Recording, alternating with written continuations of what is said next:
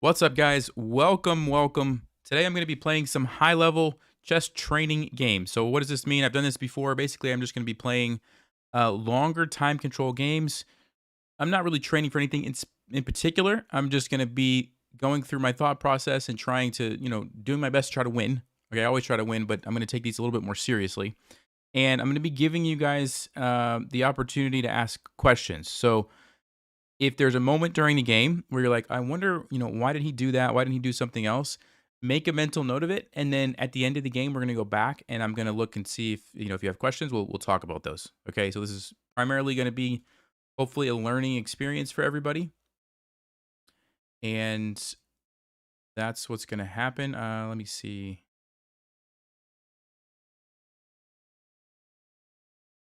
I'm getting a little bit of lag as far as I can. Oh, there it go. There it goes. Okay, there we go.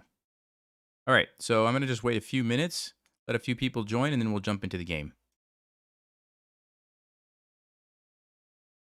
Actually, I'm gonna go get refill my water, and I'll be right back, and then we'll probably get started. Okay, so just give me 2 minutes.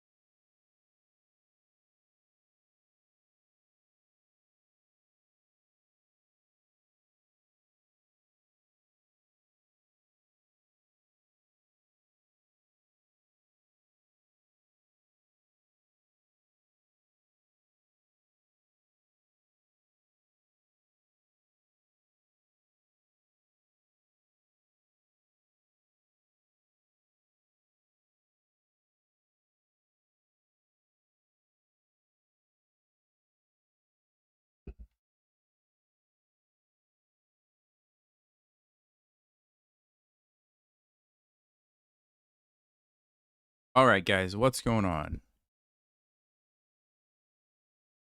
Wow, 20 people are here. Interesting. I mean, I'm thankful that you guys are here, but I'm just wondering why. Where's everybody else? Hmm.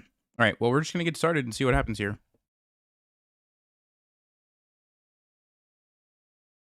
A daily vote game.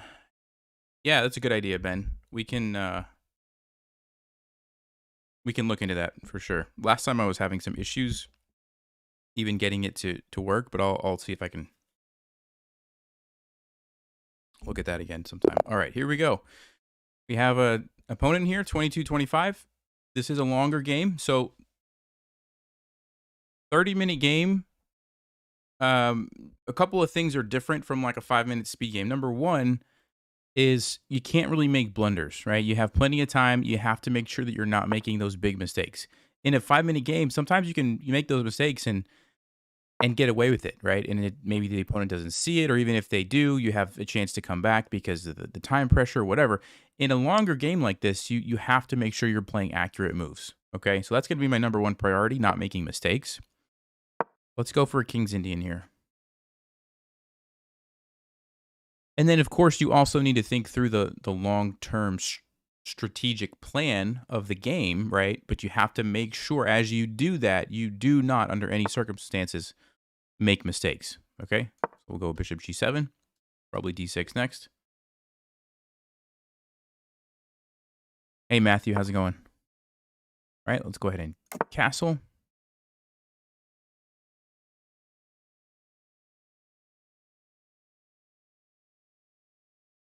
And remember, guys, if you have a particular question during this game about like, okay, why did he play that move? Just make a mental note of it. And at the end of the game, I'll go back and we can talk about those.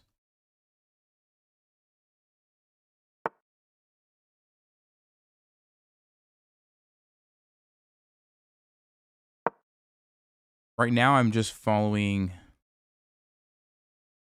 what I believe is one of the main lines here. I think white's going to castle. Yep. And we're going to go bishop f5.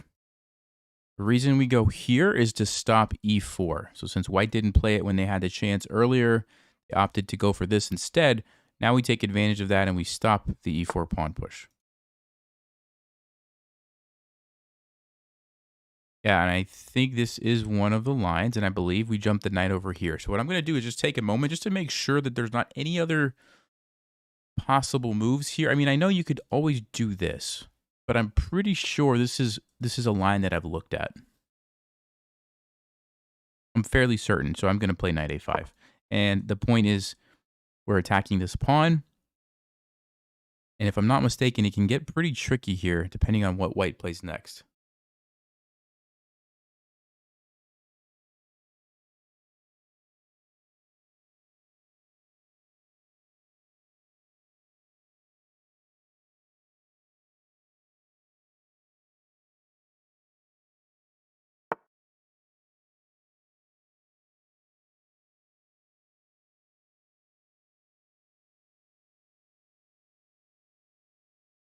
So at this point, I'm trying to remember.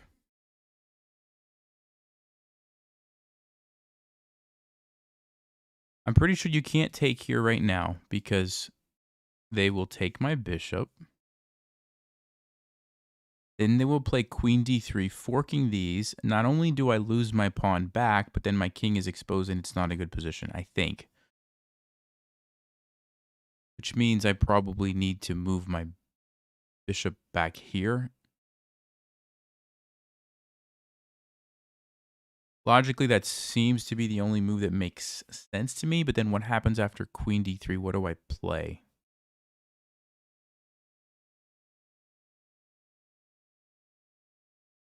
We don't have time to sack here because of the check. Yeah, so I'm fairly certain I need to go here. I'm just trying to think what's going to happen after queen d3. This is the problem if you don't remember your lines. You have to just figure it out. That's kind of the spot that I'm in. I don't remember what comes next. Because I have to be careful. I mean, b4 could happen and my knight gets trapped, right? So I do need to make sure I have a clear plan. If I do play bishop d7, what is my plan against queen d3?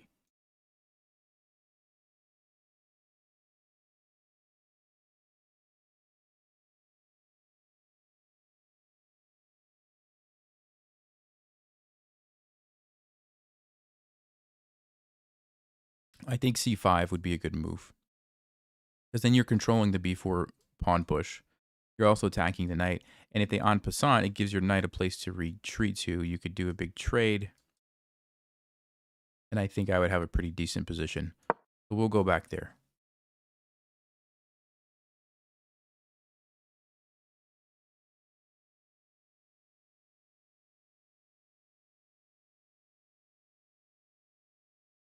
The stream didn't show up in your notifications. Do you have them turned on, Andrew? Because I was wondering too. It just seemed like there was like hardly anybody that joined the stream when I first started it. So I was kind of like getting that vibe too. Yeah, he does play queen d3. So I think we go c5. I mean, I'm just going to scan if there's any other moves here. Yeah, I talked about why I didn't take on c4 because white was going to trade here and then go queen d3 and fork my pieces, right? So that's why. You get all the notifications, but you didn't get this one? Weird. Yeah, I mean, that's... Yeah, let me make my move here and then we'll talk about that a little more because I'm getting some weird vibes from from YouTube. Okay, I think we got to go with c5. Right? The threat is b4. My knight's going to be trapped. Doesn't have anywhere to go. I could play a move like b6 to give it a square, but that's really awkward. It creates this hole here where the knight, bishop. I don't want to do that. I want to play a more aggressive move like c5.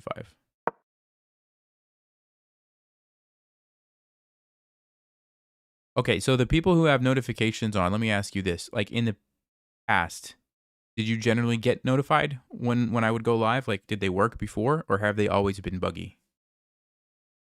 Because I've heard people say they might be buggy, but I used to get like a pretty consistent, group of people that would hop on as soon as I would start streaming, right? And then it seems like those people didn't get it.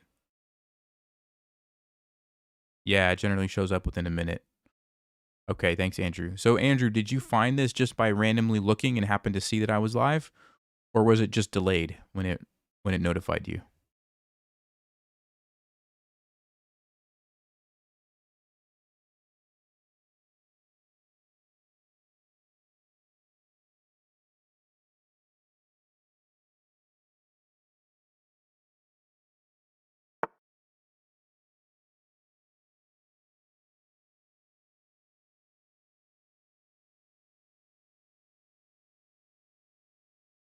Oh, interesting. You saw it on the sidebar. Hmm.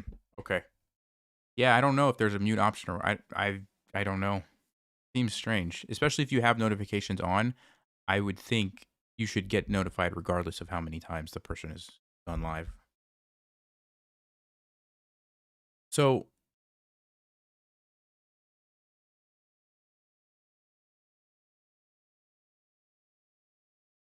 the first priority is I want to make sure my knight doesn't get into trouble.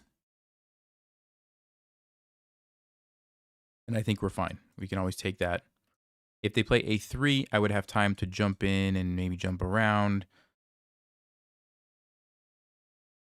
Or even if I had to play something like b6 and retreat here. So I think the knight is fine. The next thing I'm going to think about is what is white most likely going to do? It looks like white's getting ready to play e4 and f4 and just push these pawns forward.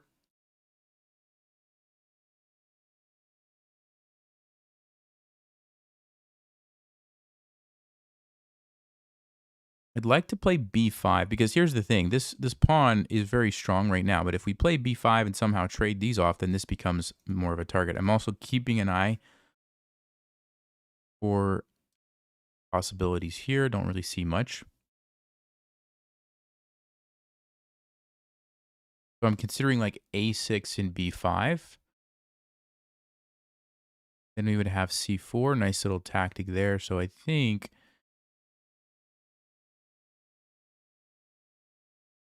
yeah, maybe a6 is a decent move just to expand on the queen side. Like, you can't just sit back and do nothing as white just gets ready to steamroll you in the center. So maybe I counterattack with this.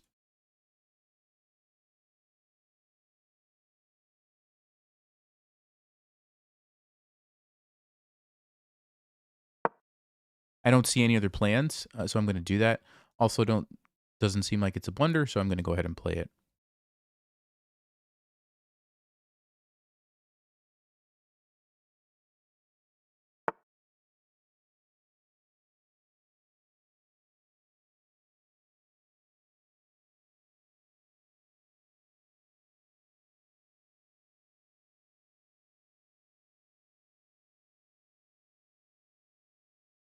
Hmm.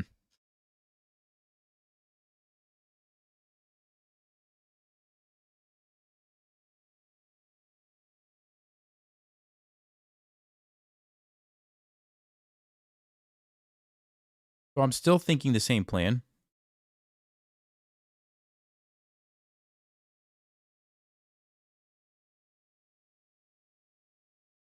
And I'm not losing a pawn because I have this in-between move. So take. Yeah, that looks pretty good because if they take, it's going to open up my rook. If they don't take, then I'm probably going to either take or push.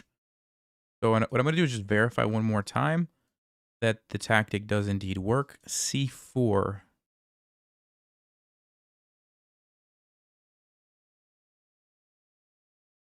Yeah, looks good to me. Let's go. And the point of c4, of course, is to cut off the queen from defending the knight so that we would be able to just take the knight, right?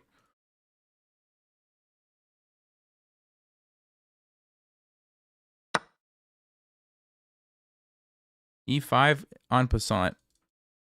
And I'm losing a pawn here.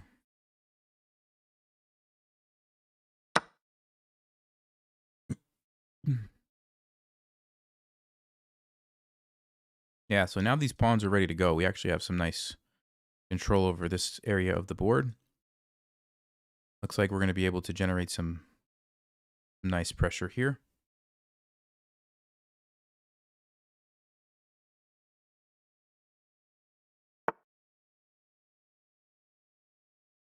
So now I need to really identify, like, which way do we want to push forward, or do we want to just leave it for a little while and maybe jump the knight in, like knight to b3? So I'm going to start with just one at a time and just see what happens. So c4, queen obviously has to move. It can't move here or here. It gets forked by the knight, right? So the queen would have to go 1, 2, 3 places.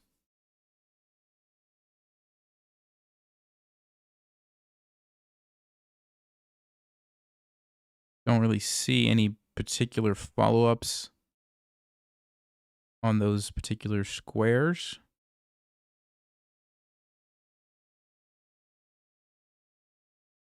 I could then jump my knight in, which looks pretty nice, but I also give up this b4 square for white's knight, which I don't like.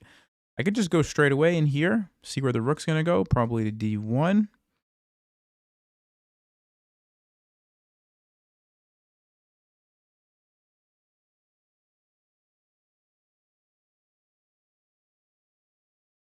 And then the knight moves somewhere.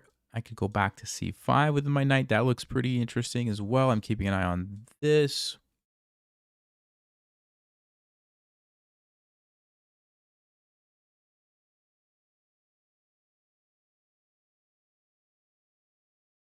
But I think I do want to... Well, but then I run into the issue of the knight here.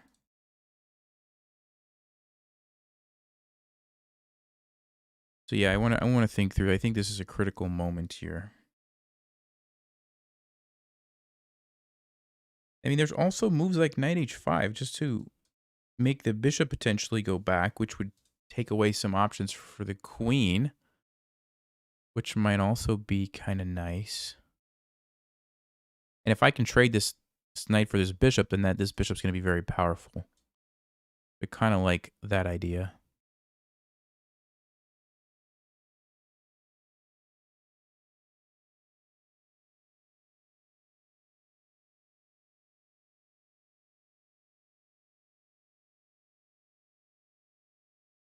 Yeah, I actually do. I actually do like making the bishop move and unleashing this guy. I think it's going to open up some opportunities.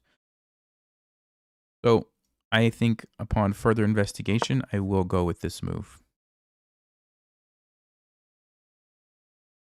Normally, you don't move your knights to the edge of the board, but this is kind of an exception. That this is a weird opening, and sometimes you gotta do some of these different interesting. But he wants to bait this move, and I think I will go for it. Then he's gonna have to go back. Go ahead and force that to happen. That's a relatively safe move, so I'm gonna play that one kind of quickly.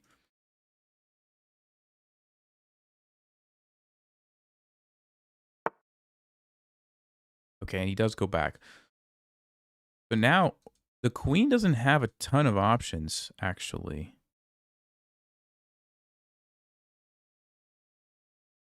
It has one square. So c4 almost traps the queen here.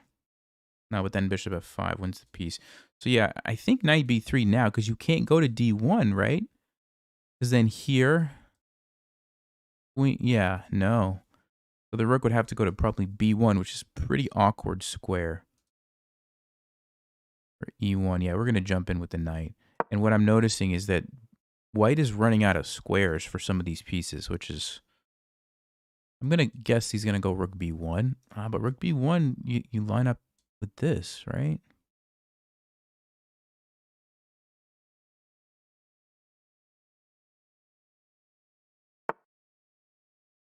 Okay, he does go rook b1.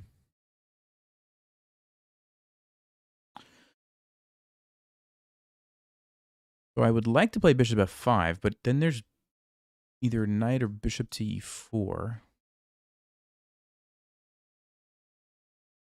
I also have c4 here, forcing queen to d1. Pretty awkward for white. Now, the disadvantage is I give up these squares.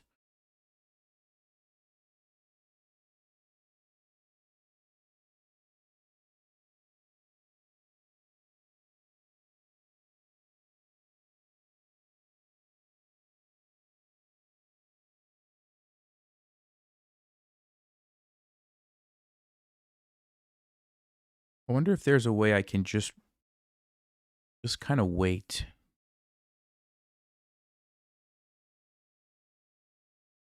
Or what if I played...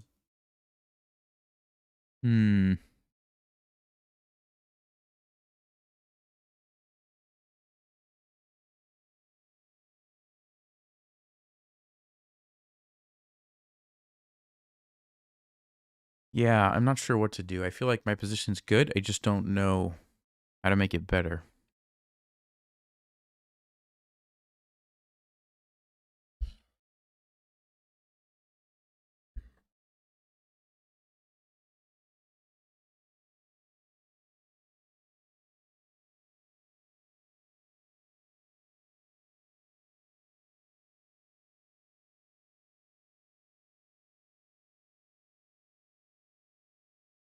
I mean, f5 is not totally out of the question, trying to do something like this.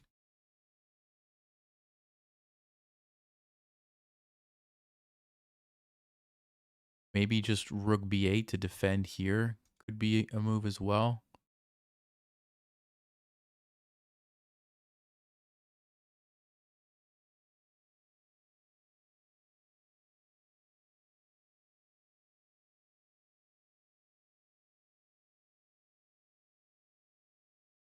Hmm.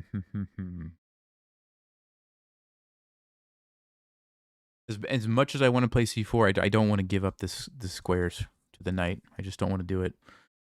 So I'm going to mark that one off my list. I don't want to play that anymore. I actually do like f5, maybe even king h7. Basically using the king to help support. And then f5, f4 might be an idea. Rook b8 has the advantage that I get out of this too. Also just defends this. Now maybe white actually could grab that pawn. Yeah, maybe they can because of the...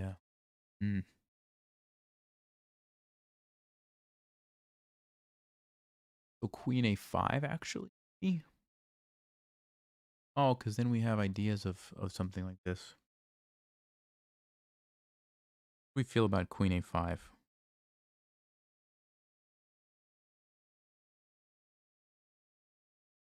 Yeah, I like queen a5 actually, because then it gives me options if I want to bring this other rook over. It defends here. Pressure on the knight. Not really doing anything here anyway. I do like that. Let's try queen a5.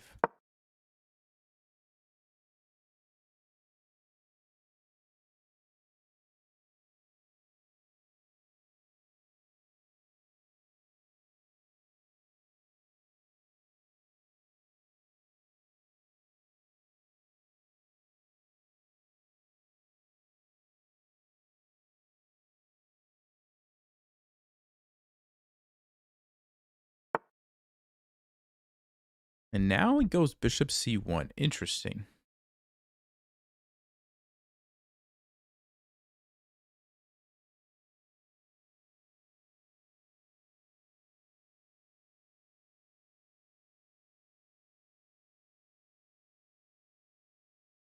Probably wants to give the queen some more options.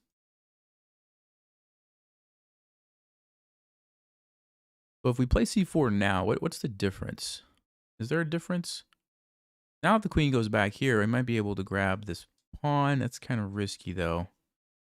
Don't really love that. Here, there's going to be e4.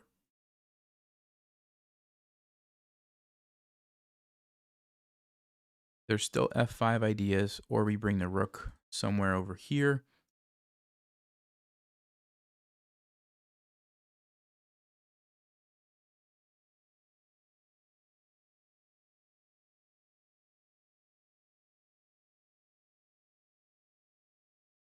I do like f5. It's puts some pressure on e4. It creates weaknesses, though, so I have to be careful with that one. Then I can relocate the knight back behind the pawn, which is a little bit more effective. Spending quite a bit of time, so I'm going to have to make a decision here. I mean, trading this, I don't love it. I do like the fact that I get the bishop unopposed, but I don't like taking that bishop on c1 when my knight seems kind of more powerful. c4, like I said, the big drawback is it just opens up the square for the knight, which is huge. I don't want to do that.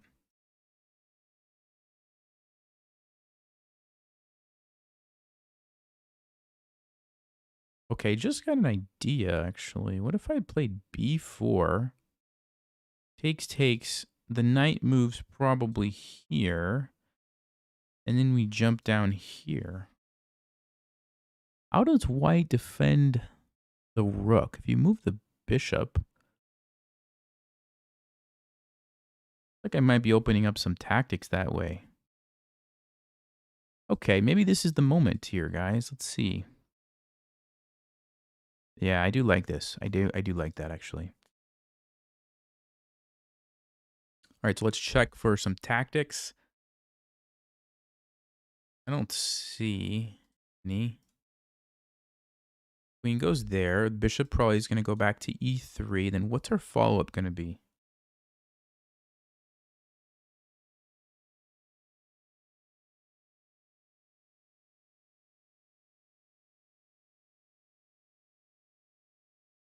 What's our follow-up going to be? Oh, we could take on b2 maybe.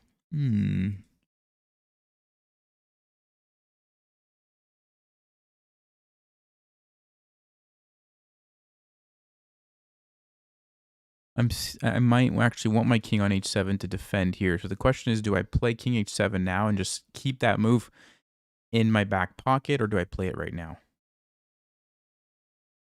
Takes. Knight goes there. There. Bishop moves. Takes. Yeah, I don't really love the fact that black can do this. So I think I am. I think I am going to take a move here. And go ahead and add some defenders here so that now my bishop is actually freed. If I need to take that, I don't have to worry about bishop h6.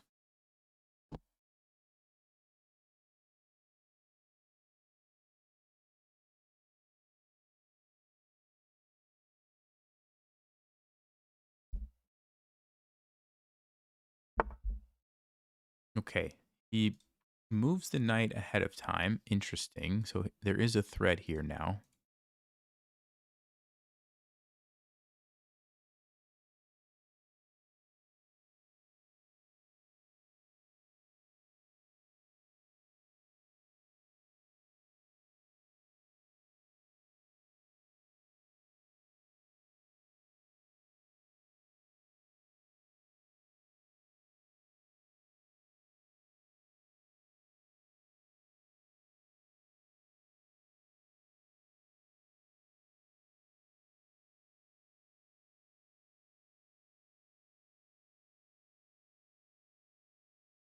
So I'm thinking of is now the moment to just go ahead and trade it. If I don't do that, then I have to play c4 and give up the square, or defend it with the queen.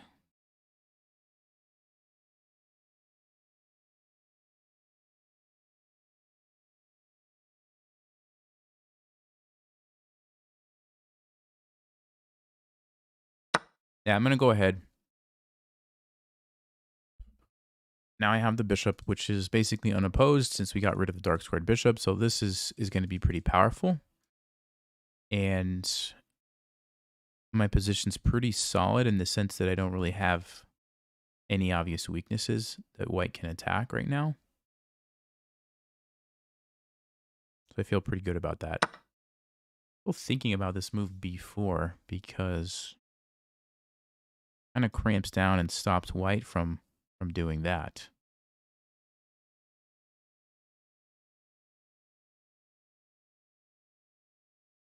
I think I do like that.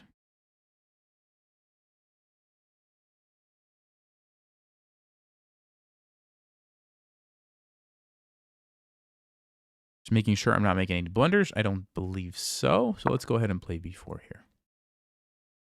And because if white gets in b4 and I have to retreat and they take here, all of a sudden I'm starting to like just lose all my pawns and everything. But this way, it's different. This pawn actually kind of looks like a target for me.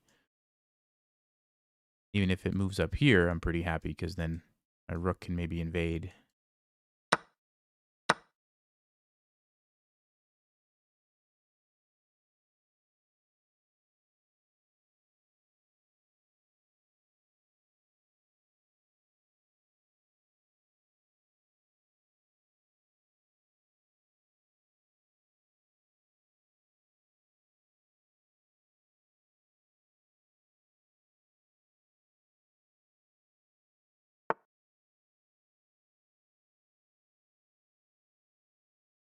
Okay, he wants to put pressure on the pawn.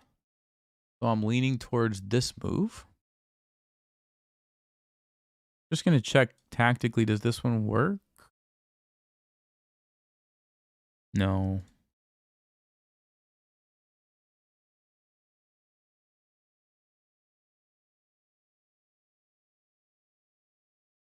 Wait a second. What happens on this move?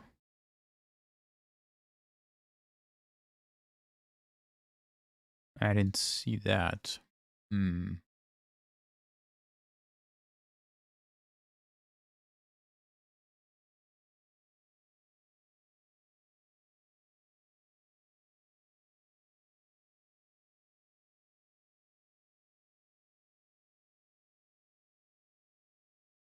Let's say I went here. Takes. Do I have a way to... No, couldn't do that. I could take... Oh, I could take this, though. Hmm. It's probably a decent trade. Okay, let's do it. I was trying to find a solution to this rook move, and I think what I'll do is go queen b5, takes, and even though I lose the b pawn, I'm going to be able to take the e pawn, and I feel like I'll be okay with that position.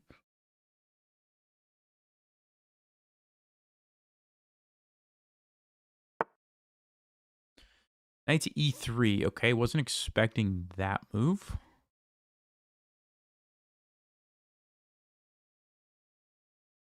Maybe he wants to come down here with the rook. Makes sense.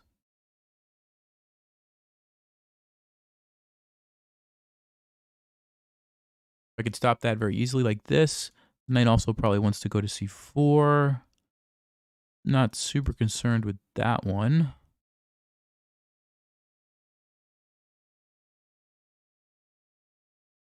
Let me go ahead and just... I want to defend this so that I can move my queen away. This is a pretty serious threat. If the rook gets here and starts taking these things, that's not good.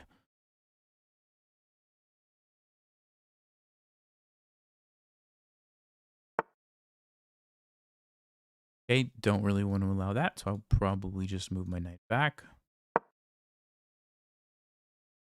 We can take here. That's a safe pre-move.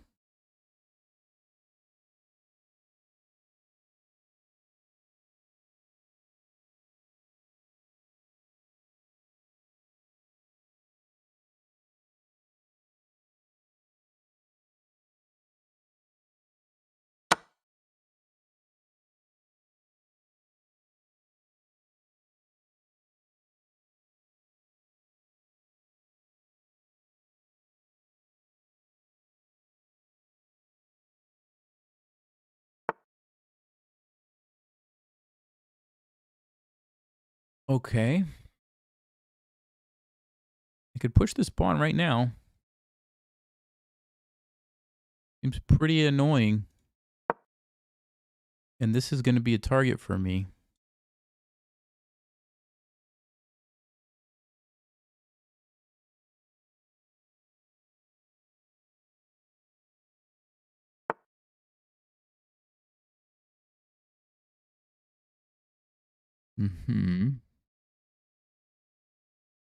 Do I just go down there right away is the question? Probably.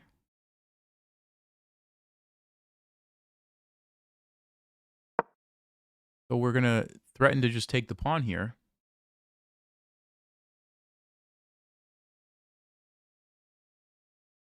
Also keeping an eye on this one. If the knight ever moves, I guess there's still going to be e4, so maybe it doesn't really, not really a major threat. He's defending that. So we're offering a trade. Of course, if white takes, I'm going to be grabbing here with check. Probably next move, I'll double up and really put the pressure there. And you're starting to see how powerful this bishop is.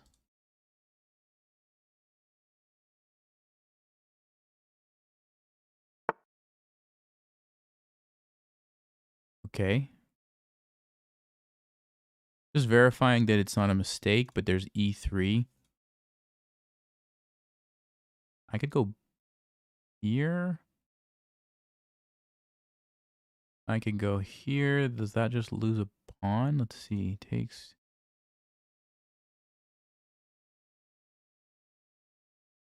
Oh, wait a second. Wait a second. Rook there takes... Man, maybe I should just do this. This is probably the easiest and best thing to do, right?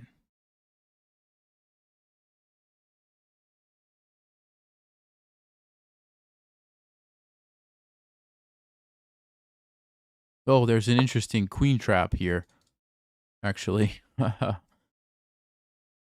But it's all right, because I would take this one, and then I would take this one. That's funny, though. Pretty funny.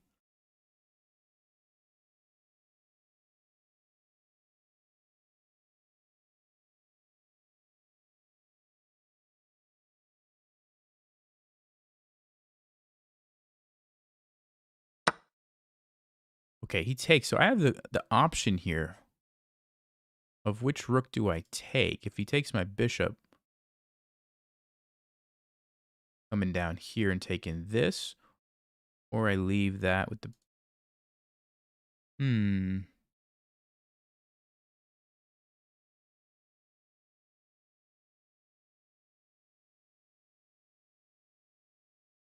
I kind of do want to do this, right? Let's see. If he takes me here, would I rather all the rooks come off or not? No, maybe not. My rook's pretty good, I guess. All right, we'll do it this way. I don't actually know.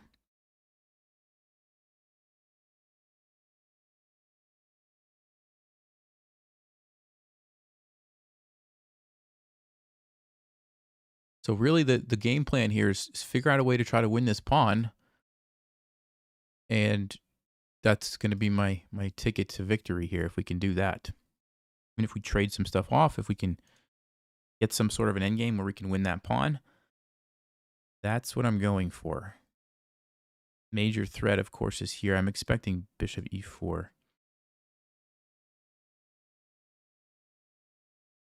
But on bishop e4, what if I do something like rook here or bishop f5?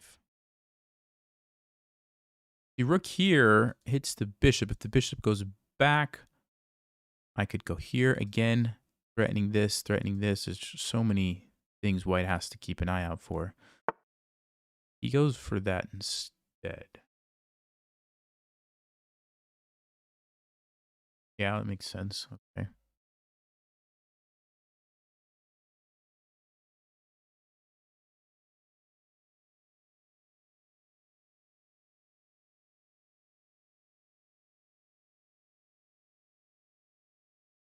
I mean, I think trading is good because I still have most of white's pieces tied down here.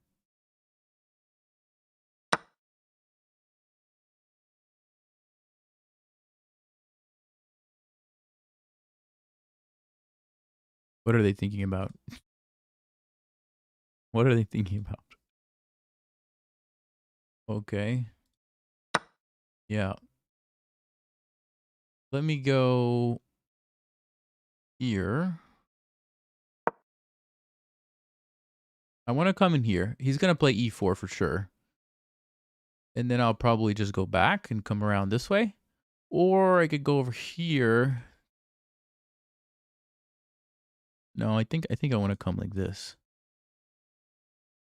Because if I can get there and take the knight, we win the pawn. Although...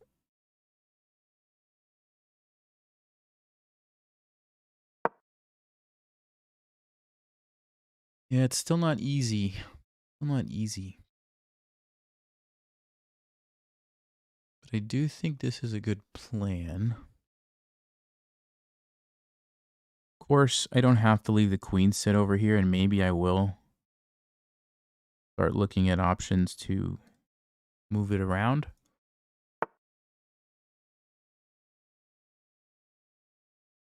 First, I want to get this bishop on a better diagonal. I'd still move this down here if I need to. If I can get that bishop there with this bishop here, that's a great setup. You weren't notified of this live? Yep. YouTube's not notifying people. What it seems like. Oh, did I get forked? Got forked. Wow. I honestly wonder, can I go here? Takes. Bishop. I mean, probably too much. Probably too ambitious.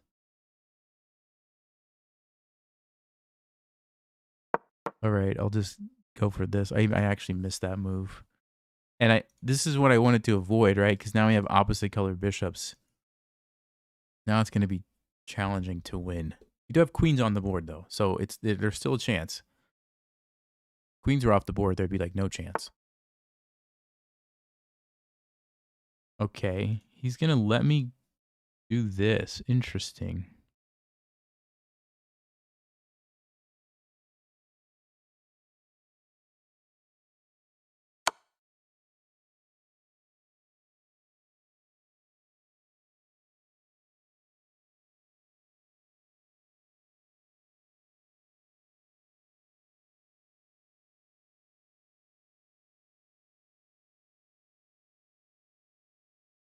I could go here. Takes.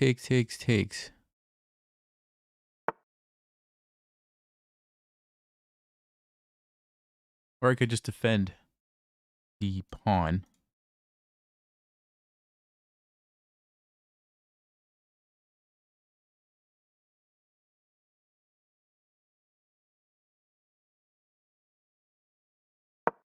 Let me just defend it.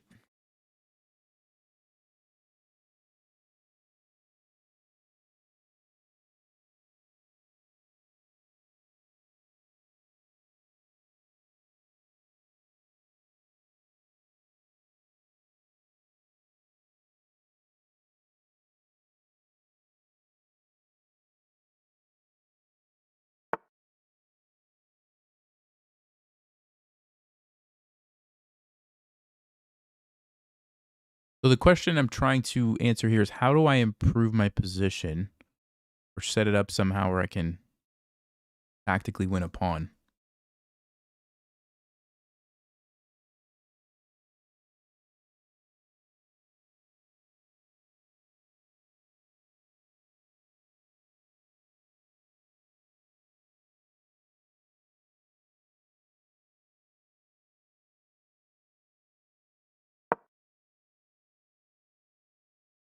I think this is a tricky move.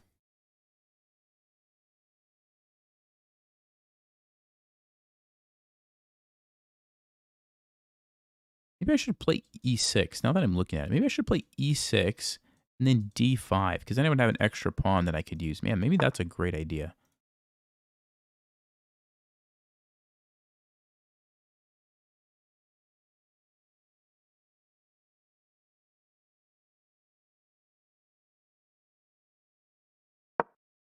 I think I am going to do that. I got to go a little bit faster here so I have some time to finish out the game.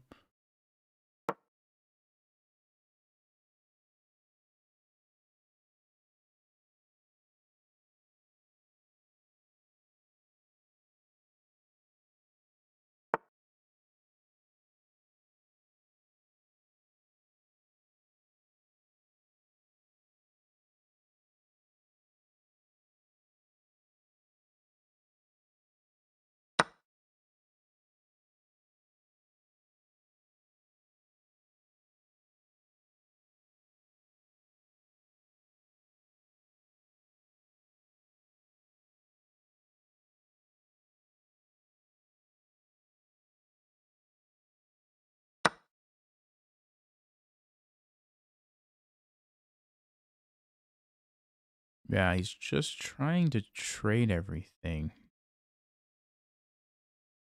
But I could take this.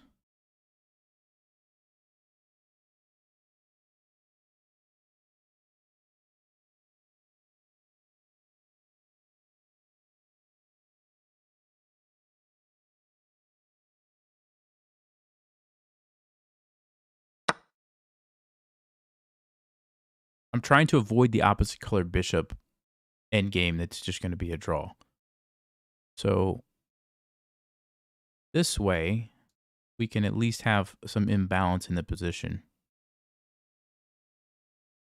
Which, honestly, it might not be enough, actually. Okay.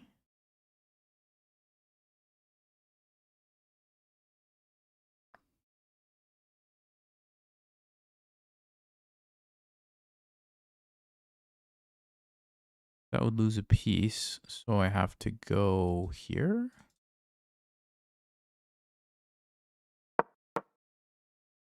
Yeah, I can't stop it. I can't stop it.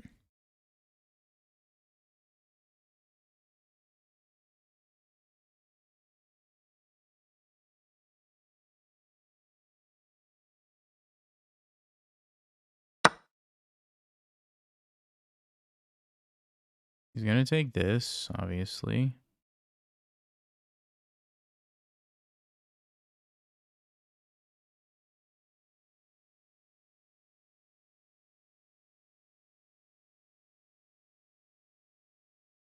Yeah, I mean, I didn't want to draw, but it's looking like I'm gonna have to take it just because of the time situation. And the fact that it's just a drawn position. There's nothing I can really do here.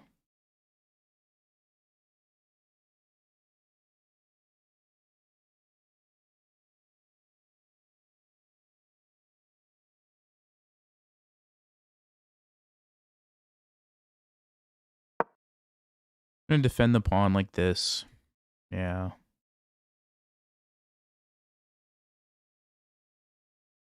Yeah, I could have traded queens, but then I lose a pawn, right? I lose this pawn here, so I'm trying not to lose a pawn if I don't have to.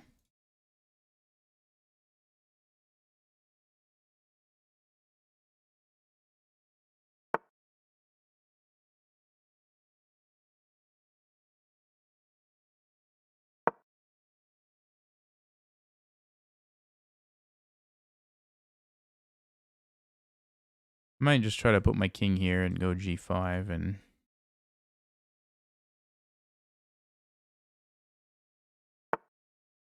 Okay, he wants to threaten that, so let's defend.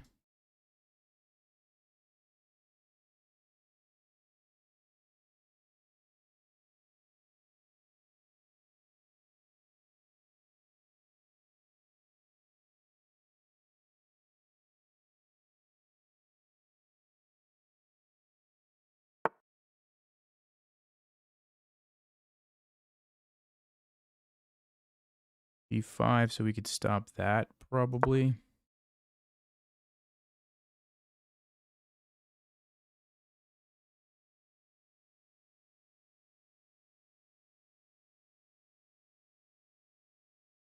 Yeah, this is basically a draw, so...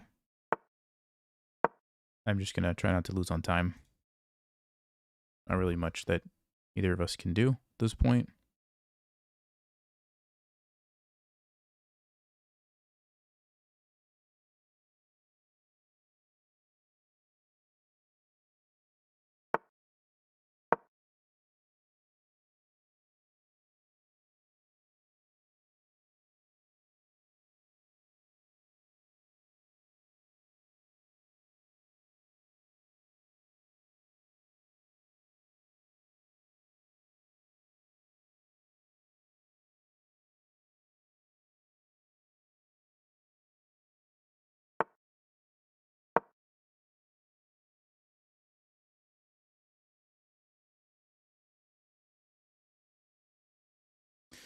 I mean, I don't know what is taking so long for white here. I mean, you just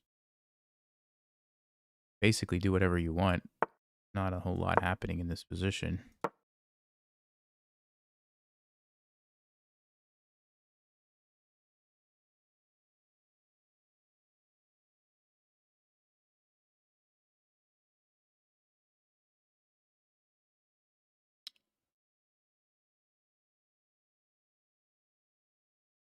Cooking rice. Yeah, I'm starting to wonder, actually. I am starting to wonder. Like this move? Literally, you're going to think about any other move on the board than this? Like, what, like, yeah, I mean, what else would you play?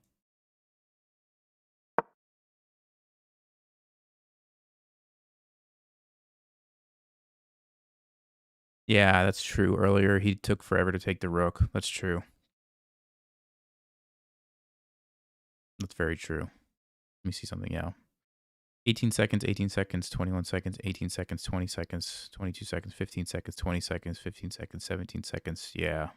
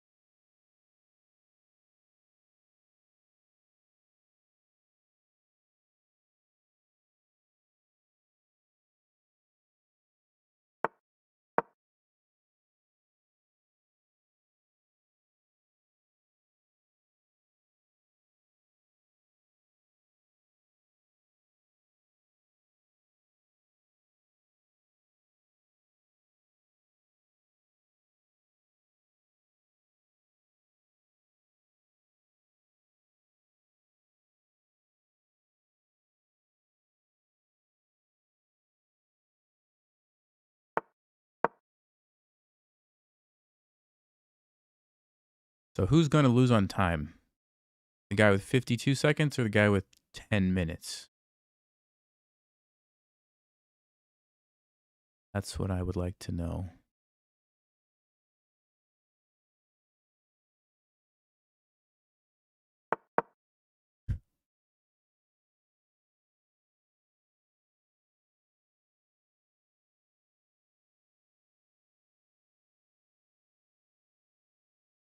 The most normal people at this point in the game would just start moving their queen back and forth or something, right? Like what is there to think about?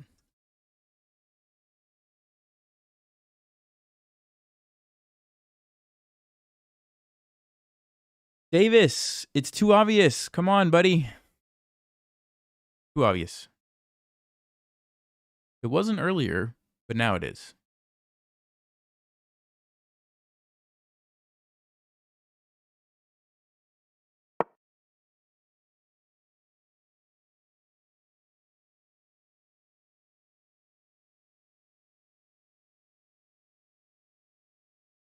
He's going to move his king back. So I'm going to go back here. Should I try to win? Should I try to win this game? How would we do that?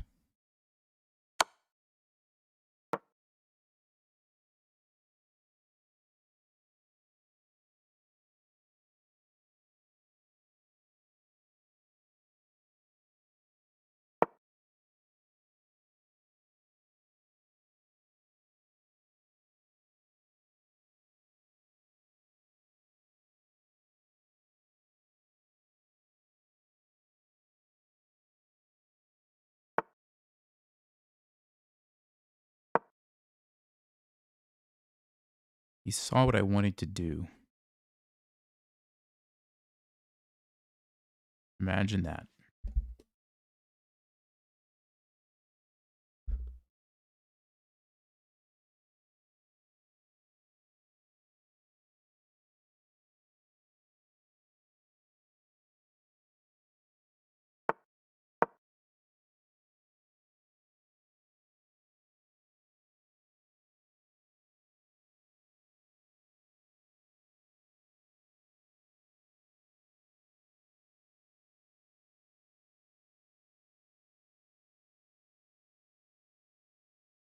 This is a fun game. This is really a lot of fun.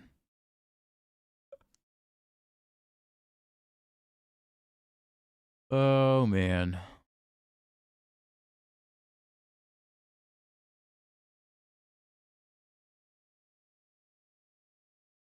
It just makes you wonder, like, what is this person's rating?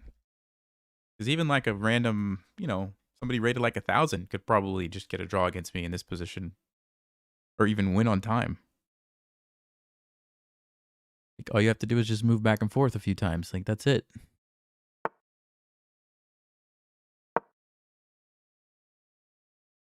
Problem is I can't ever leave the defense of this pawn. That's why I can't like go on the offensive here.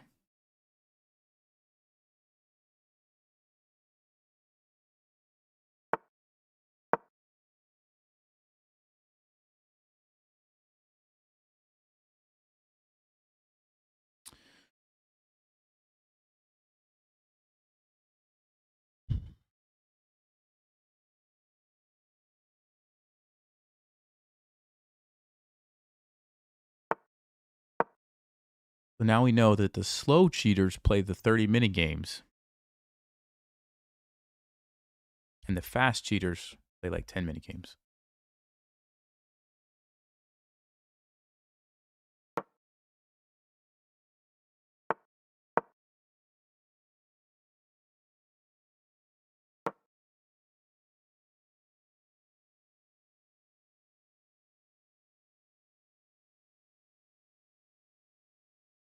How did I get so far behind on time? No, I was just thinking. If I knew I was playing a cheater, I maybe would have approached it differently, but I didn't realize until now. Now I'm realizing. Okay, at least I have a threat here. He's going to defend it. I'm going to go here and maybe try to sneak around the side or something. He goes there. Okay, so we're threatening a check over here. I don't know if I have enough time, though. Let's see. He's a bit about 20 seconds per move, so 3:15. I'd have to survive like another 20 moves. Actually, maybe I will win on time. Yeah, I will. Because I can make quite a few moves in 37 seconds.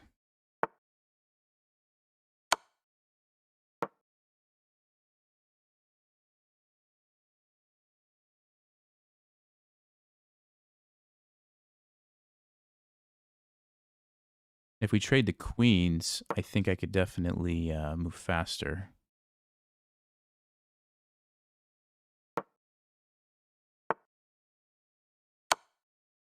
There we go. Let me actually do this. Actually, no.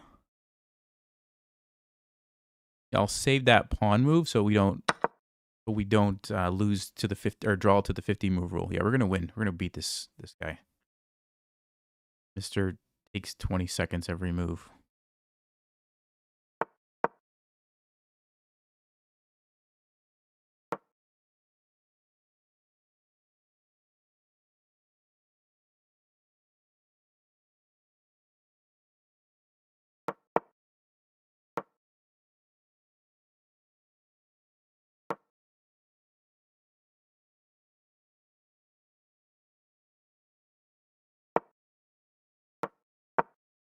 Uh-oh. Uh-oh. He's here. Our real opponent is here. Okay. Now, how do we trick him? Nope. Nope, he's gone. Back to the race. No, we're playing a real person now, I think. Okay. Oh, I should have played d5. That was my chance. Hold on. I missed it. I missed my opportunity to trick him. Like he's gonna go there again, maybe. Nope. Okay. Yeah, now we're playing a person. Okay, cool. Gives me some hope here.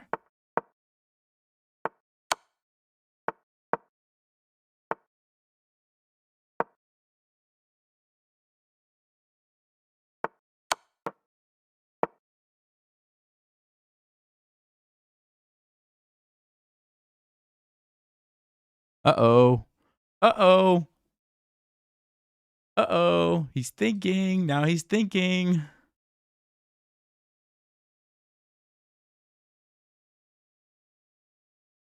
He's like, do I have time to go back and put it in the engine?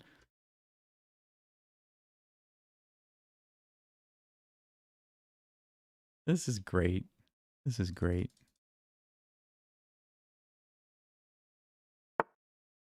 Okay, he's gonna try to stop it. He found a way to stop it. But now he's got to babysit this pawn. So now it's a different story, my friend. Now it's a different story. Yeah, you better get the king back up there. Right.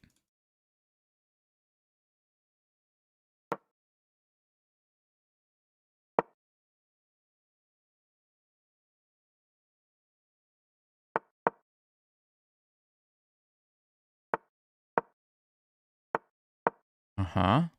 Uh-huh. Ooh, I can sense the Zugzwang here. Oh. Uh-oh. Uh-oh.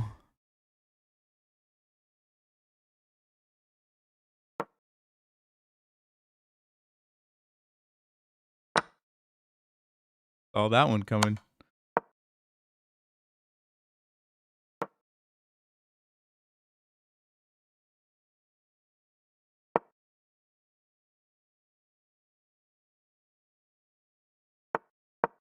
I don't want to stalemate him. My only concern here.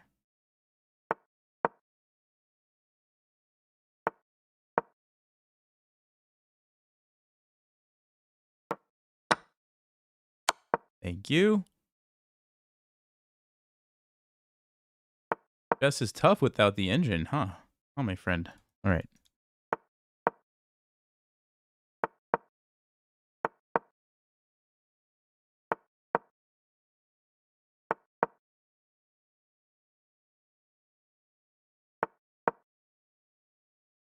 Any bets on this person's actual rating?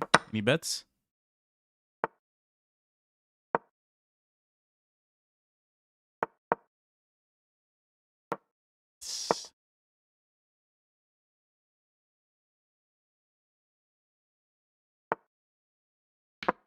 Just don't want to stalemate. Just don't want to stalemate.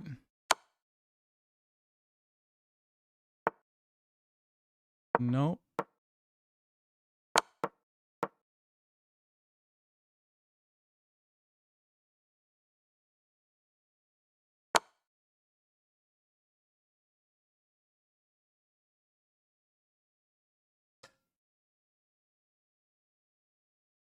Sorry, Davis. Need to work on your cheating a little bit. I mean, it was just so obvious. I don't usually like call people out, but it was so obvious.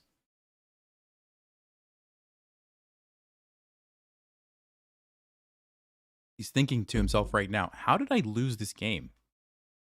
You need to upgrade your engine, buddy. Hey, thanks, Andrew.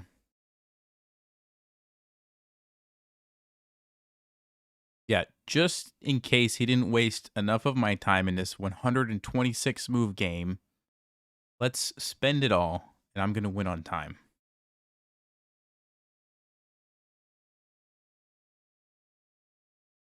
I mean, that was pretty satisfying, I have to say. I have to say.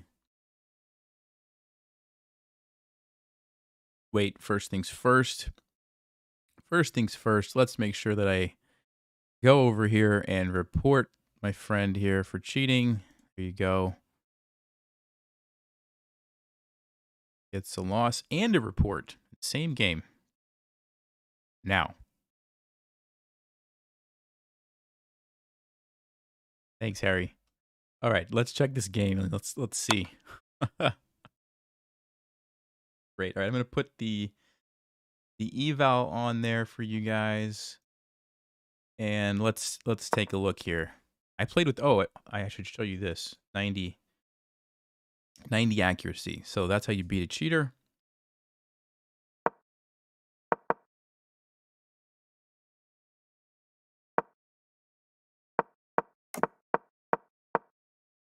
Right, all of this was book stuff.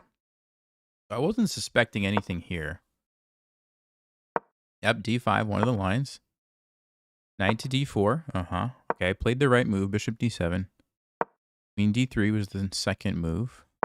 c5, very good. Oh, you know what? It looks like he was playing the second engine move on Stockfish. Second engine move is here. Let's see.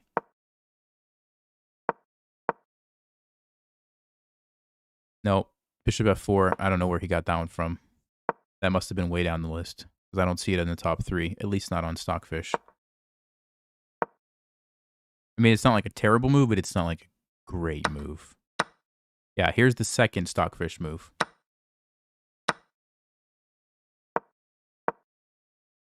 Yep, second move again. Yeah, that's where he's getting quite a few of them from. So it was like a weak engine. Either a weak engine or he was just using the second or third move most of the time. Queen a5. King h7. b4, takes.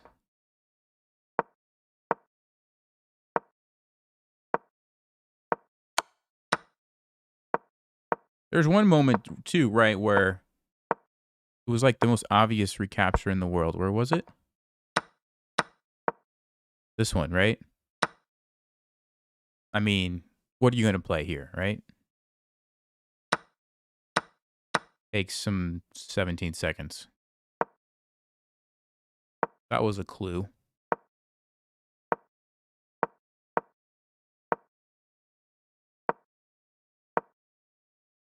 Oh, yeah, here, I don't even know where that move came from. Bishop d1. Supposed to just take here if he was following the top engine. Anyway. And then, of course, we get to this. By the way, this was a nice move here, knight to b6. That was the top engine one there. Okay, great. He's like, I'm way ahead on time. I have an even position. But let me just keep following the engine. Because not.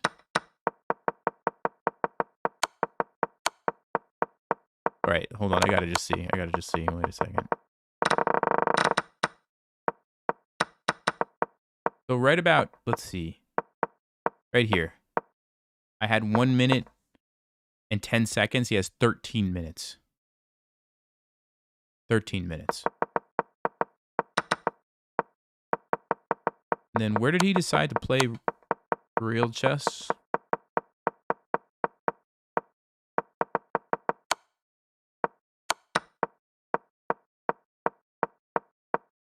Well, yeah, it was around here, right? Yes. I actually missed it the first time here. Although it turned out fine later when we did it. Actually, even better later because his bishop was in a worse position. Yeah, it actually turned out better. But he thought he could just move wherever he wanted. He failed to realize the discover check here. And then the pass pawn is actually hard to stop because the bishop is out of place. Aha. Aha. Aha. And now we have something that we can work with. Even here, if they knew what they were doing, they would be able to get a draw. But they let me eventually sneak my king in to a great square. And all of a sudden, even here, Stockfish says it's a draw if you play e5. You sack the pawn, and then you defend this guy. And you just basically put your bishop like that, and you move it back and forth. So they're clearly not a very good player, because that's not that hard to see, right? Instead, gave me all the pawns. I was not expecting this when I sat down to play a competitive game, but I'll take it.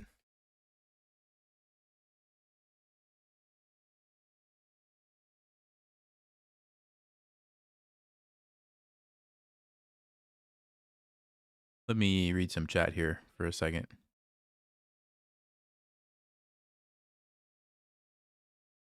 Choose the second out of the, yeah, 2 out of 3 option. Yep, yep.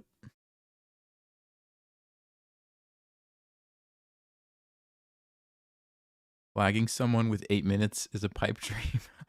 Did somebody say that? Funny.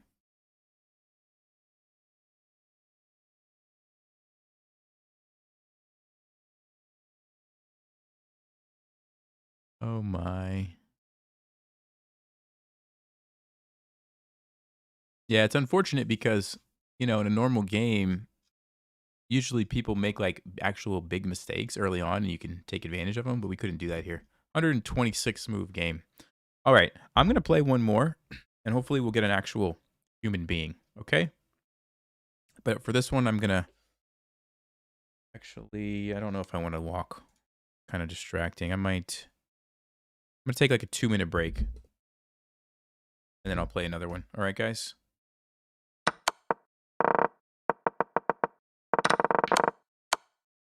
Here, you can stare at that position for a minute. I'll be right back and we'll play another one.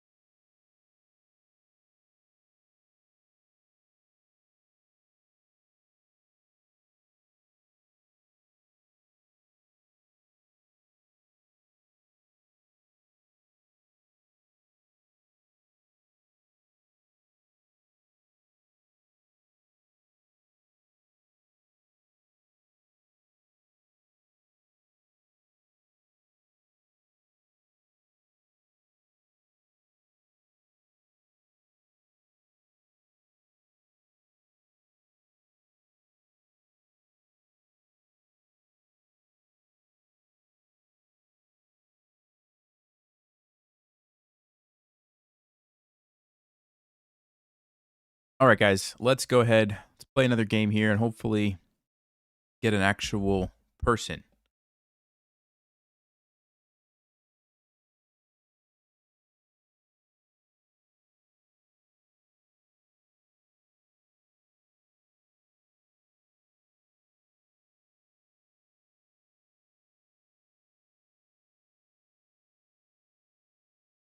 While I wait, I just want to look at some of Davis's games here.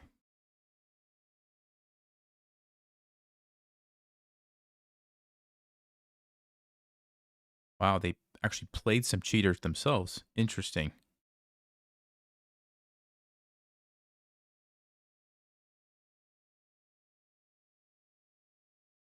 Huh.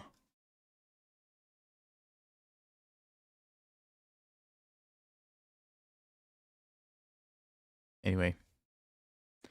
Anyway.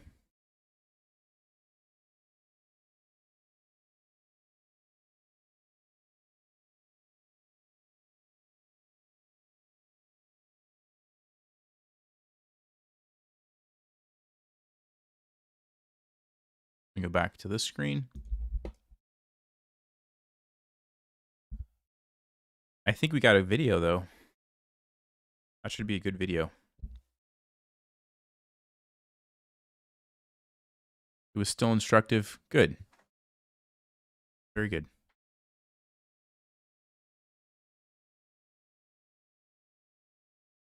Yeah, that's right, Andrew. No checkmate, no resignate. No, trust me. I was plenty satisfied with this game. This was great. This was great. It's pretty rare when you get to, beat the cheaters like that. Like, it makes me wonder if it was like some old, you know, electronic chess computer, or like what exactly were they using?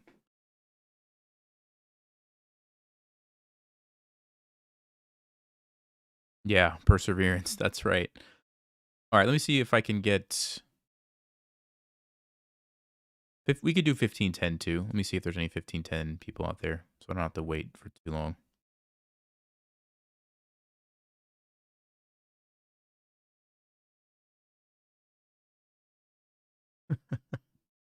I cooked a rice cooker.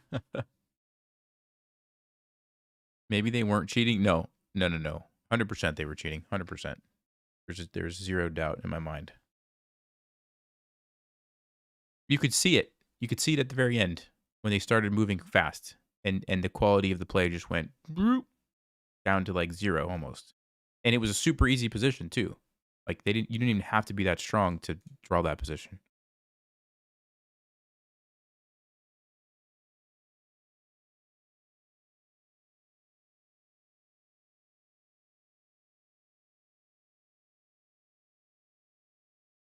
How do I know they were cheating? Oh, I mean, everything about that game said they were a cheater. There wasn't anything that said they weren't, except the moves that weren't as the top engine choice. But there's so many. Yeah, you could be using a weak engine. You could be intentionally choosing the third option or whatever. But they didn't make a single move in that game in less than a few seconds until the very end when it just fell apart. But every single move earlier, it was like 17 seconds, 20 seconds, over and over and over and over again. Even the opening was the same time usage.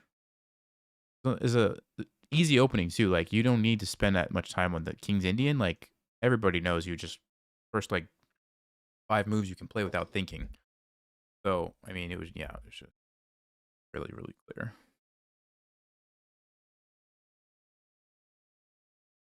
Oh, the YouTube sign and number. That's how many people are watching right now.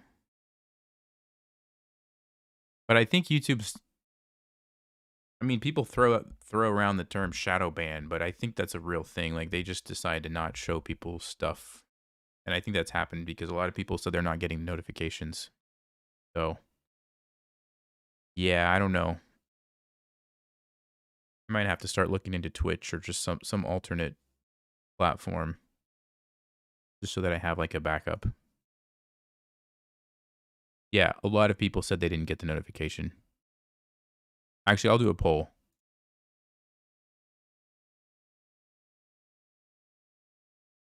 Did you get a notification for this stream?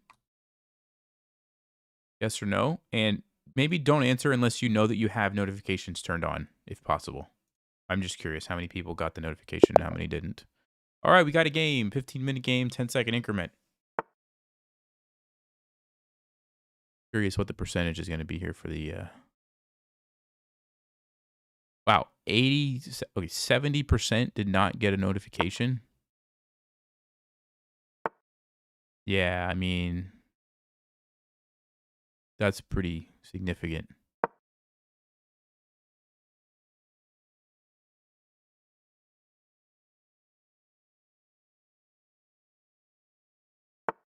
I don't know if I can stream on multiple at the same time. I don't think so. 70 votes, 70% of the people didn't get the notification. Yeah. So, I mean, YouTube is hiding my streams for some reason. I don't know if it's related to the other channel I just started or not, but it seems like a coincidence, right? That it's all happened at the same time.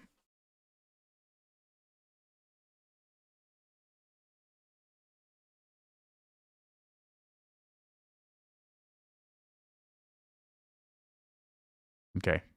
Which, yeah, I mean, it's showing. It probably shows it to a few people, but it should show it to everybody who has notifications turned on. That's the whole point.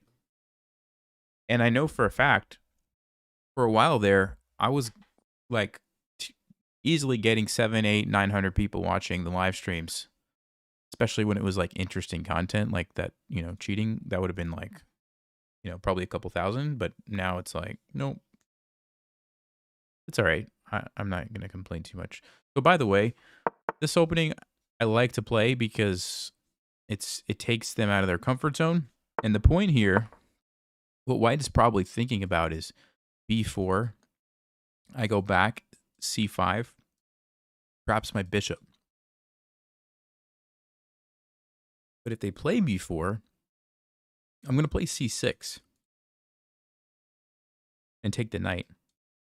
So you end up trading the knight for the bishop, but you mess up the pawn structure. And so this is kind of an interesting idea, and this is a lot of fun to play. What flag is that? That's a good question. What flag is that? It just says check here to see our stance on the war in Ukraine. So I don't know. Is that what they put for Russia's flag, or do they put that for Ukraine's flag, or for both, or for... I don't know. Oh, it's Russia. Okay. Yeah, that makes sense. I just didn't know that, but that does make sense.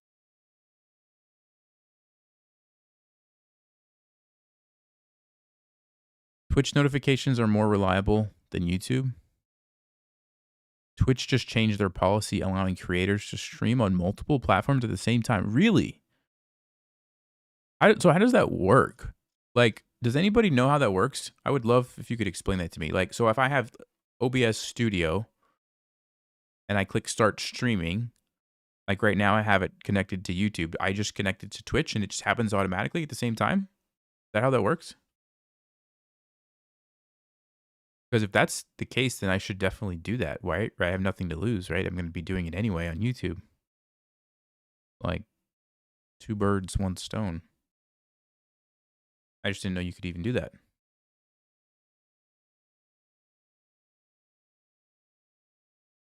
You can multi-stream off Twitch as long as you're not a partner or affiliate.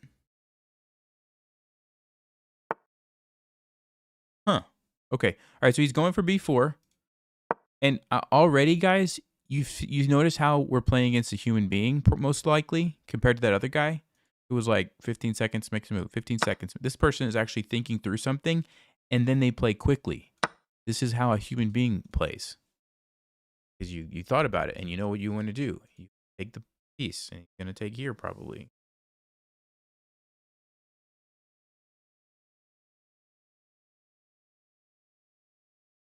No one's going to watch you on Twitch if there's YouTube. Yeah, that's fine. The only reason I would start doing it is just as a backup in case YouTube decides they want to shut my channel down.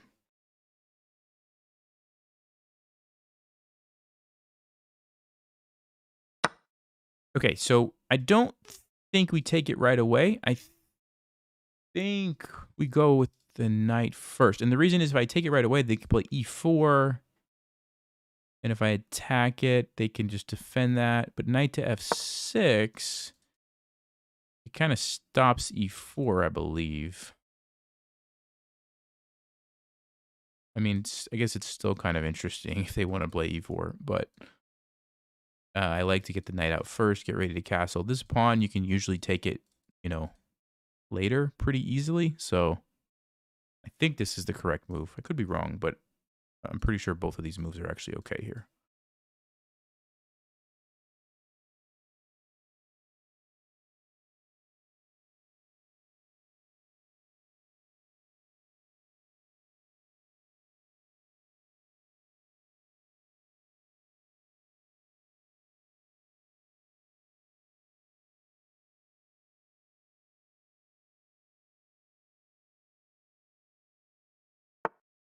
Okay, queen a4. So he wants to defend that, which is fine. I don't think we take this right now. Actually, do we take this right now? Queen goes to e4.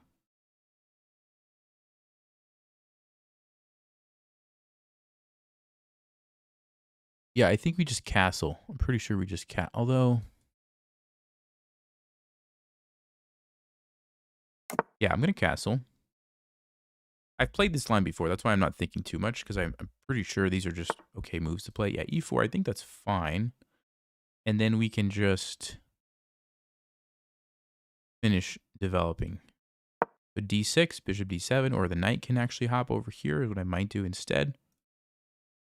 And I like this opening because I actually, even though I'm black, I'm already castled, and I already have a piece out, and white is still trying to develop, and their pawns are like all over the place. Doubled pawns, double isolated pawns. My pawn structure is nice and pretty. I think it's a good trade-off, and it's a little bit easier to play for black, in my opinion.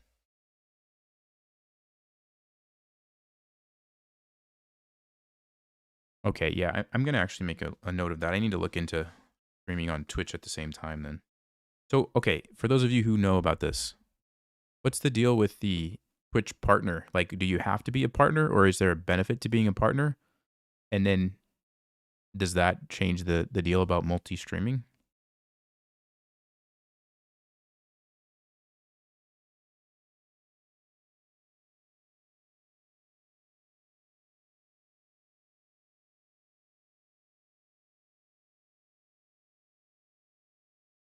Twitch has slower servers? Interesting. Check your notifications frequently. They build up the cache the messes up. Okay. Visibility is an advantage of being a partner. Oh, I see. That makes sense. They'll show you to more people.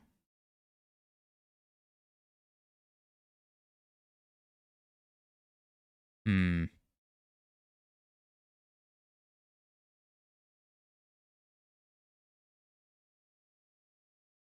Yeah, this is a real person. Yes, I'm pretty confident this is a real person. Okay, D3. So they are just defending here. Yeah, that makes sense. So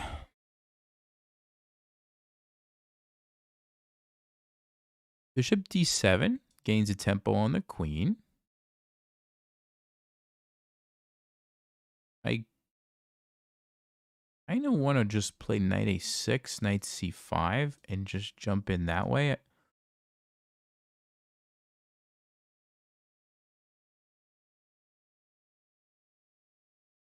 Bishop D7, I'm thinking queen A3 is going to hit this. Do I care about that?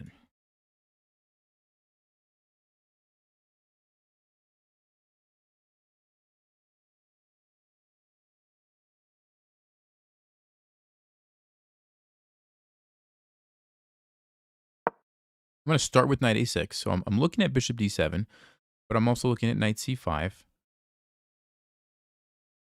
I'd like to get my queen over here to grab this pawn at some point, so I'm thinking about chasing this away. And then I'm also thinking if white really just tries to hold on to this pawn, I might shift my focus and say, okay, if you're just going to spend all that time to just hold on to this pawn, maybe I go knight h5, f5, and launch an attack before white is able to develop and castle. So multiple plans. here. I guess queen c7 even could have some ideas as well.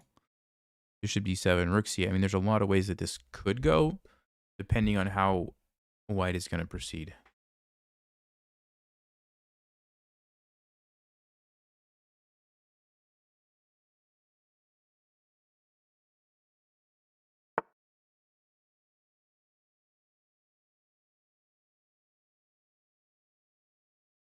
Okay, so knight to c5 definitely looks like a good move. The queen, of course, is going to still defend the pawn, so it's going to go to one of these two squares most likely. Here it doesn't really make sense because of that. So here or here.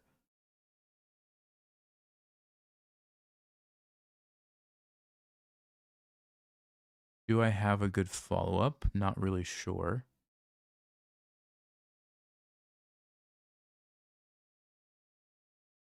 I do like this idea. I thought that when I played this opening that there was a way that I could always get this pawn back if I wanted to. And now I'm wondering, like, did I mess something up, right? I'm pretty sure you're supposed to be able to get these back. So I'll have to check this after the game. Should be a good learning opportunity for me. What if I just play bishop d7 and just try to get all the pieces into the game right away? Seems pretty good.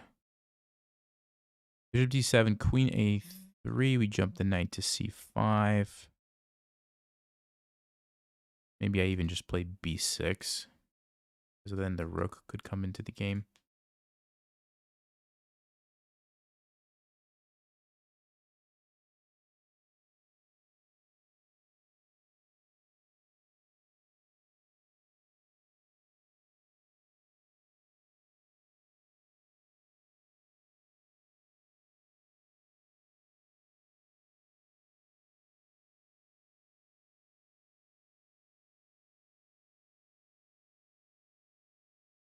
Hmm. I'm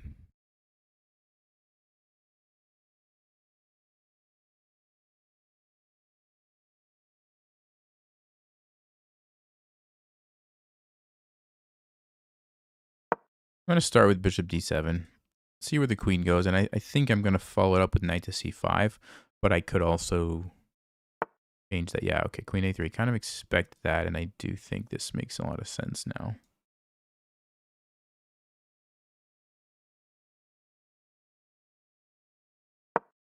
Bishop e3, I might just consider b6. Of course, that would be good for me. Defends my knight.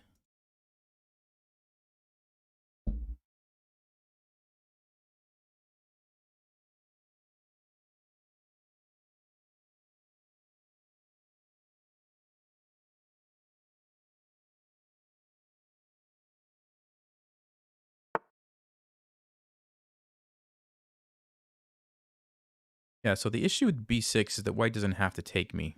And if they just leave it there, I'm not totally sure what I'm going to do, but I think I have to basically play that. I mean, rook c8, rook c1.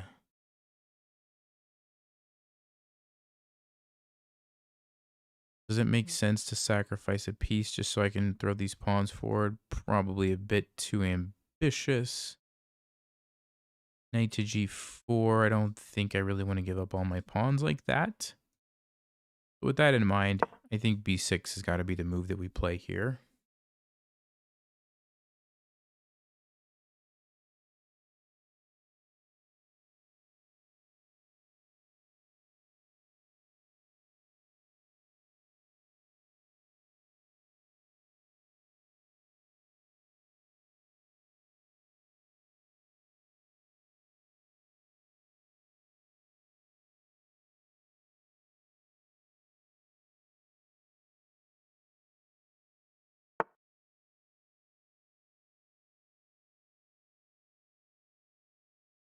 All right, so white's getting ready to castle.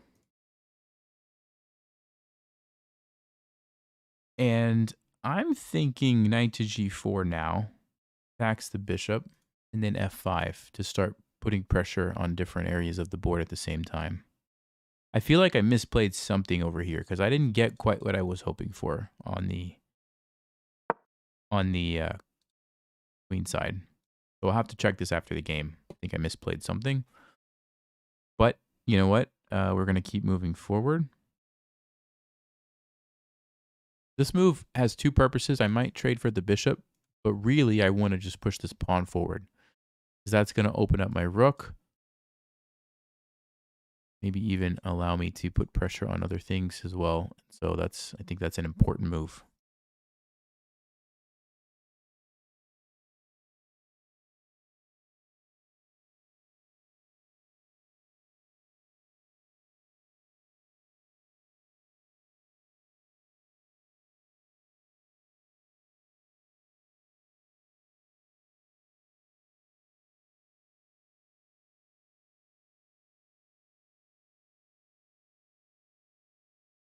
I'm going to stand up.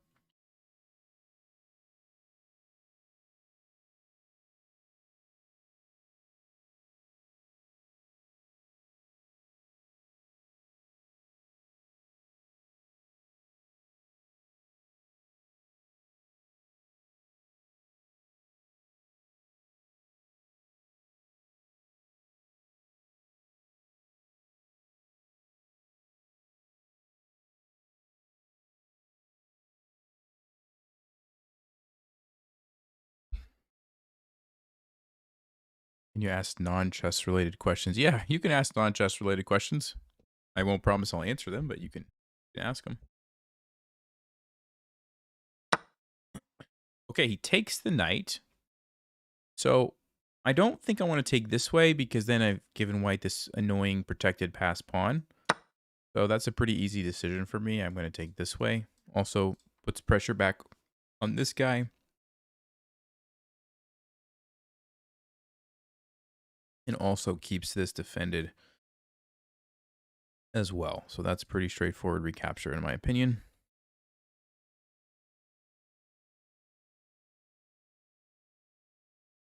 At over the board tournaments, are you required to sit at the chair to play or can you stand? You can usually stand. The only time would be like if somebody complains that it's distracting, if you're like, moving around like this and they're trying to think or something. But yeah, no, I've definitely seen people stand. It's not that common. Usually what people do is they sit, think for a while, and then they'll get up and like walk around when it's not their turn and they'll come back and they'll sit down. But sometimes I've done that where I stand to look at the board from a little bit further back. Gives me a different perspective. Sometimes I'll see ideas that I didn't think about. So yeah, definitely you can stand. Okay, I normally you want your knight to be here, but in this case, my knight can't do anything there unless I want to jump over here, which is not totally out of the question. But here again allows me to play f5. So that's kind of what I'm leaning towards.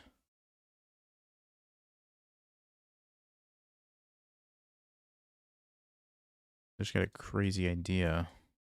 That's too ambitious. All right, we're going to go h6. I want to play f5. I think it's an important move in this position, and I really want to play it. So that's why we're going here instead of here.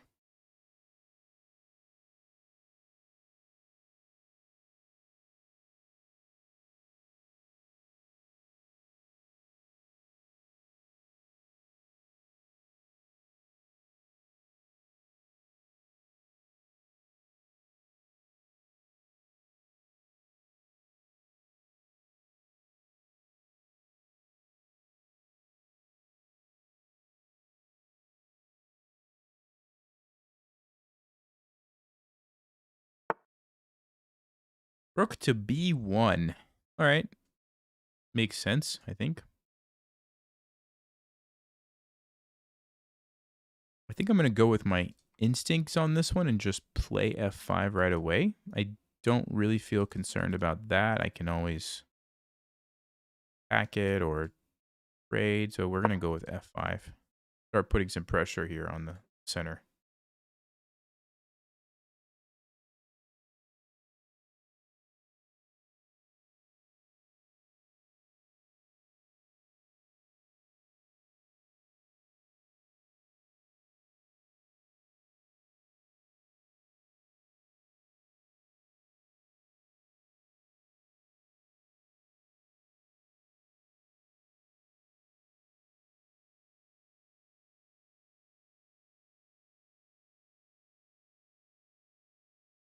You have a list of things to do on each move. That's a good question.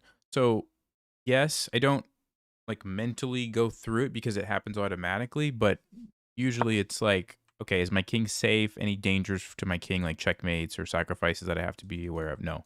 Okay, what about my opponent's king? Any checkmates, sacrifices, maybe where I could do something? No. Okay, is my queen going to get trapped or tactic on my queen? No. Okay, tactic on my opponent's queen? No. Rooks, and basically just go through every single piece. Okay, knight, bishop, and then once the answer to that is no, then I start formulating a plan, come up with the move a6. Okay, so he wants to come down here, or maybe just move his queen away without losing the pawn. Okay. Now is a question of how do we proceed with the attack over here. Taking here kind of unleashes his bishop. Looks pretty good for white.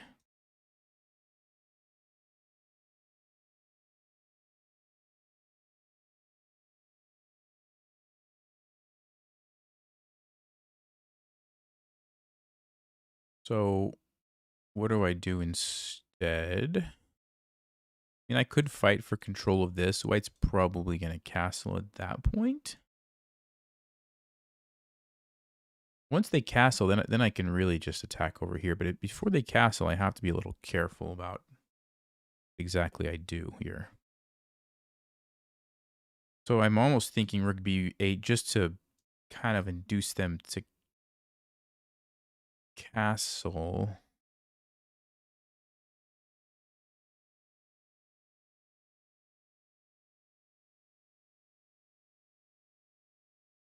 I mean, takes, rook f4, bishop here. Not a terrible idea.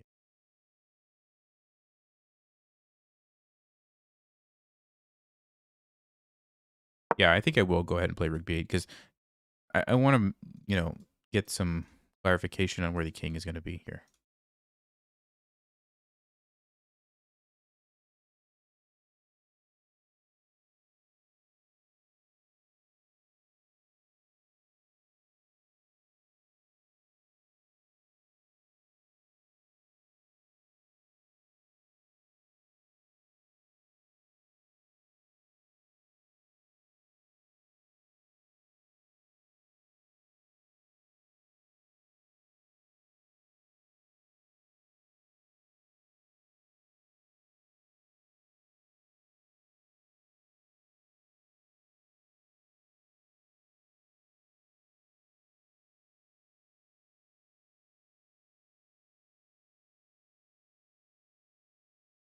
Yeah, no problem, Craig.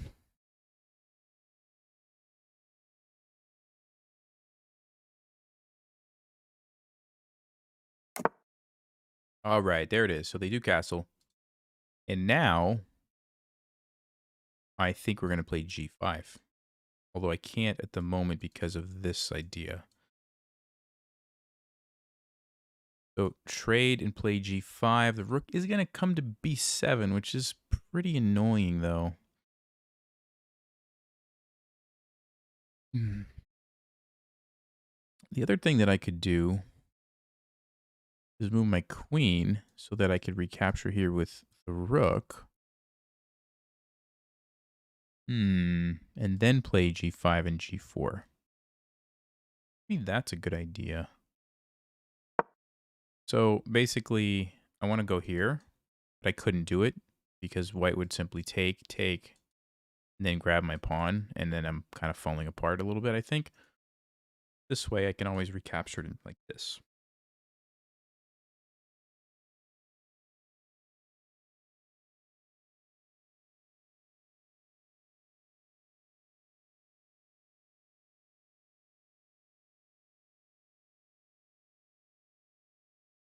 I'm watching Nelson for 22 years.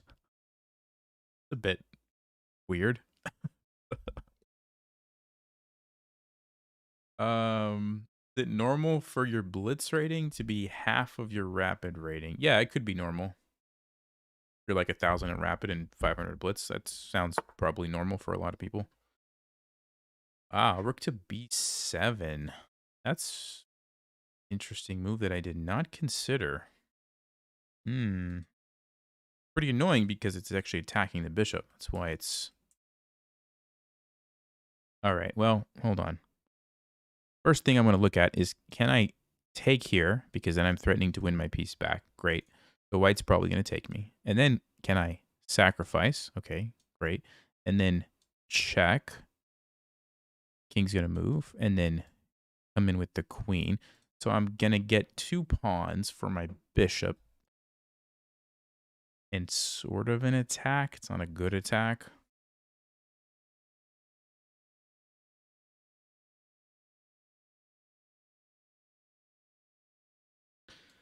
If I take here, that looks very dangerous. Allowing this pawn to get so far. If I'm going to do that, I have to basically have a checkmate. And doesn't look like I'm that close to a checkmate. The other thing that I maybe could do is if I go here, sacking the pawn, it's going to buy me 1, 2, roughly 2 or 3 moves.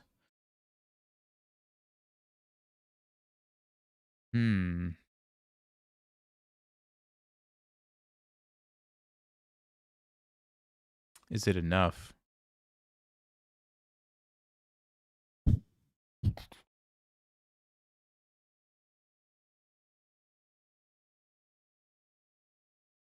mean, the issue is you can't play a move like Queen D8. You just can't do it. You're wasting too much time. He's gonna go here. You're never gonna win a game doing that. So, and same thing here, going backwards, going into a pin. I just don't see that working out well. So I'm pretty committed to launching an attack, even if I have to sacrifice something and hoping it turns out. The question is, do I do it this way and basically sacrifice this pawn and have to deal with a potential other queen? Or do I do it this way and sack the bishop here? I mean, I think actually keeping the bishop alive maybe is a good plan. So yeah, we're going to do that. I understand in 1, 2, 3, 4 moves, I'm going to have a serious problem. Yep. So I have to make these next, 2 or 3 moves that I play really count here. Essentially is what it comes down to. I have to really make them count.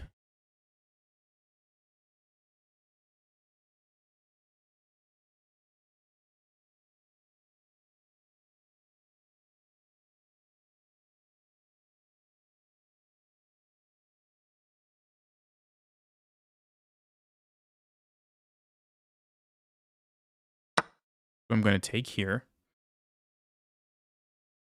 Basically got to recapture, otherwise I'm going to start gobbling up the pieces, right? And then I think I'm going to go here. And I'm lining up here, so I'm threatening on h3. I'm also threatening on e4, unleashing the rook, and trying to build the pressure as quickly as I can. I think I'm in a worse position, probably because of the opening, how I messed up the opening a little bit. But I'm trying to make the best of the situation.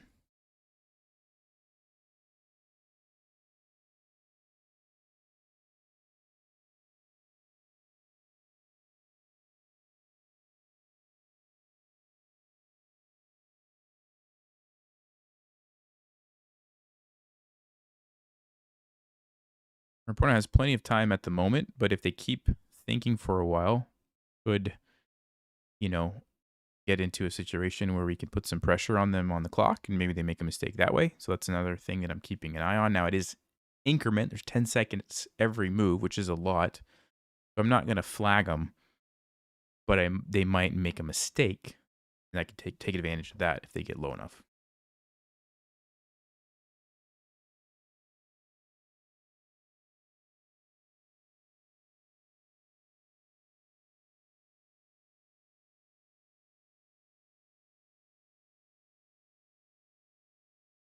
But what I like to do in this kind of position is just think of ideas. So, like, for example, this is an idea. I could take the pawn. This is an idea. I could take this pawn. This is an idea. I could sacrifice my rook to get rid of the knight. I mean, I don't think that's going to help me, but it's an idea. I could go here and double up the rooks. An idea. I could, I don't know, sacrifice my knight here to open up the H file. Probably not a good idea, but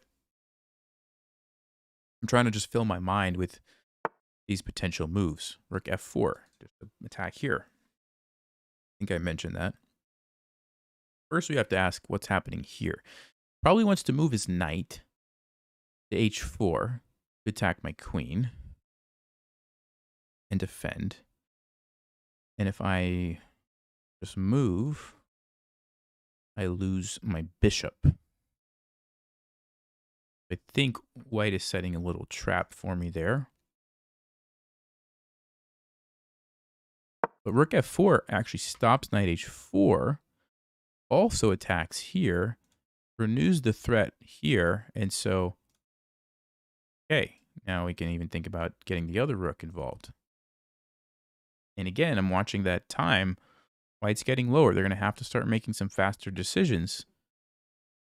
And it seems like they are somebody who really likes to take their time and think through everything, and that might, be a little bit challenging for them. So let's see what's going to happen.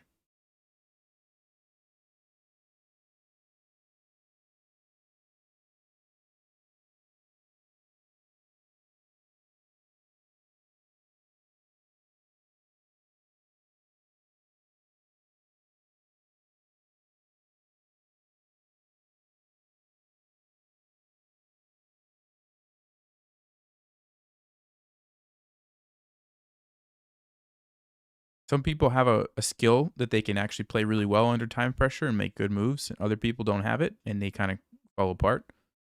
And so we'll see, this person, do they have that ability or not? Because this is a pretty tricky position here. Even though I think white's better, they have to figure out how to survive the attack, right? 30 seconds.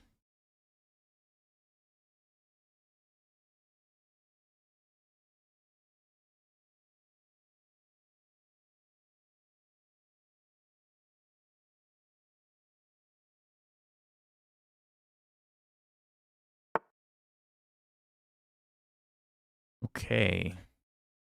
So if I take there, going for the checkmate, bishop f1 is probably what they want to do. I could pile on here. Or I could just take this way, putting the pressure there. Ooh, that looks good because then you have to deal with that as well. Yeah. I like the look of that one. Let's go with this, especially with their time situation. This is a tough position to be in because the rook is sitting back there. I don't know how they're going to defend everything. I still have this threat, of course.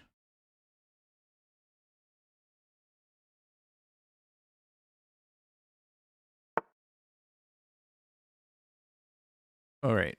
Queen, bishop, knight. I'm going to get 2 pieces. Or I ignore that. I go over here.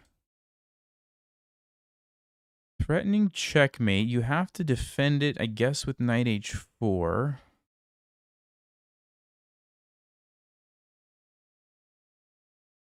Wow, what is happening? All right.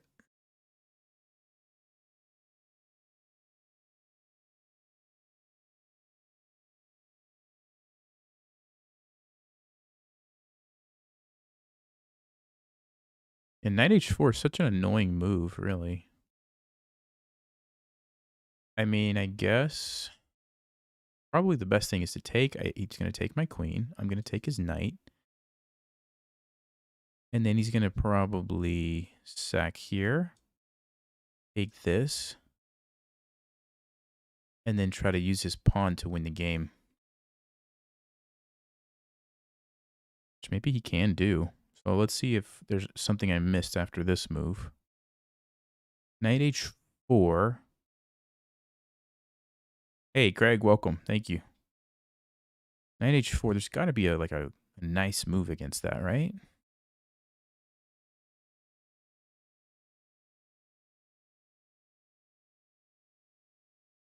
Maybe not.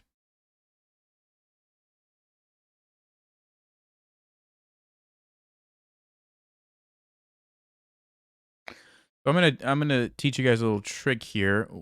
When your opponent's low on time and you're in a position like this, one thing that I like to do is think about what I'm gonna play. I think I am gonna go with this. Think about what they have to do, and make sure you plan ahead to the end of the line what you're going to play, so that then they have to spend their time thinking. Okay, so where would the end of the line be? Takes, takes,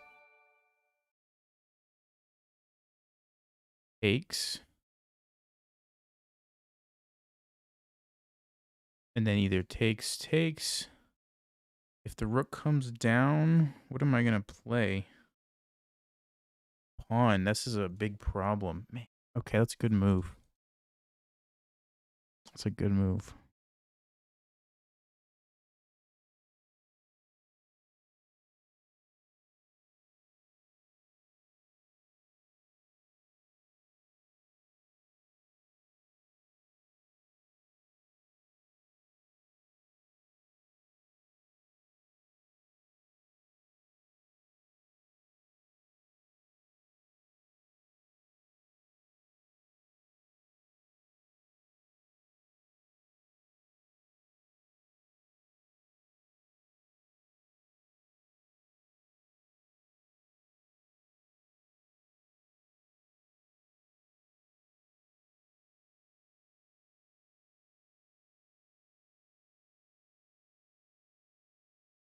Hmm. I'm trying to think. There's another line. I just don't see anything else. I'm just not seeing it here, guys. Yeah, so I'm going to have to go for that line and hope that I can find something at the end of it, but I'm not really seeing much, honestly.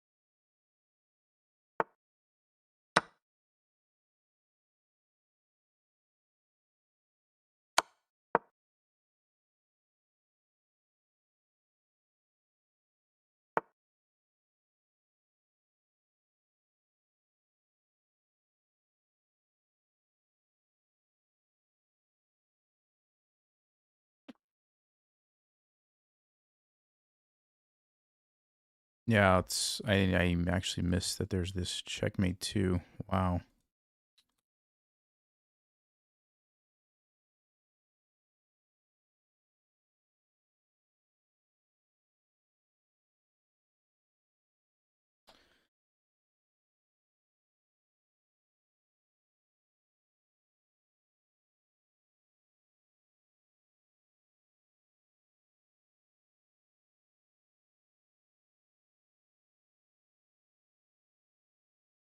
All right. I don't really see much, guys. I'm going to just one last ditch effort here to try to mix it up, but I'm really in a bad situation.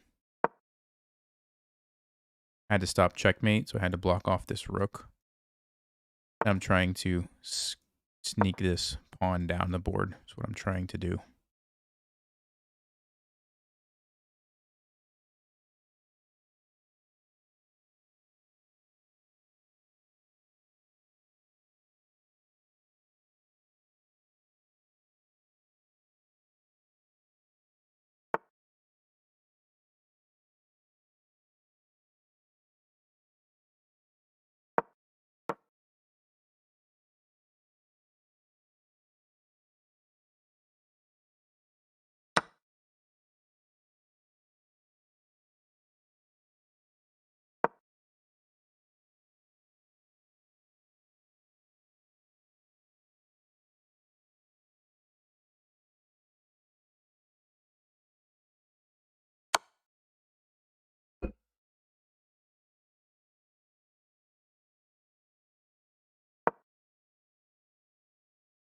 I'll let him do it. Yeah, good game. I feel like I messed that up big time, but I think our opponent played well. Let's take a quick look and see what we did wrong here.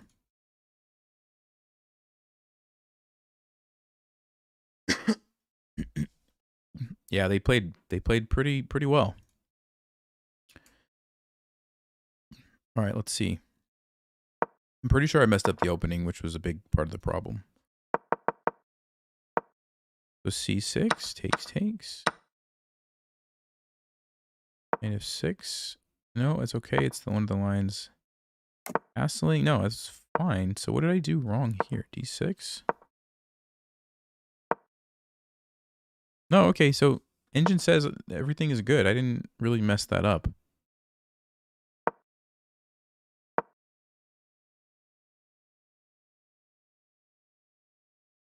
It wanted the bishop to go to G4 instead.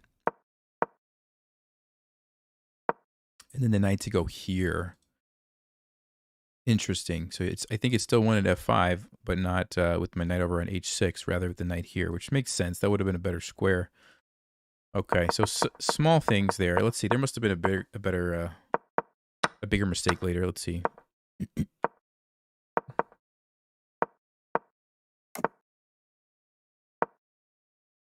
Oh, Queen F6 was the big mistake. Interesting. Okay, I was kind of confused by this position. Bishop to B5.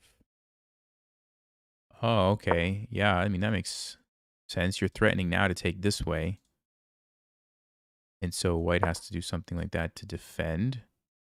And then you can go here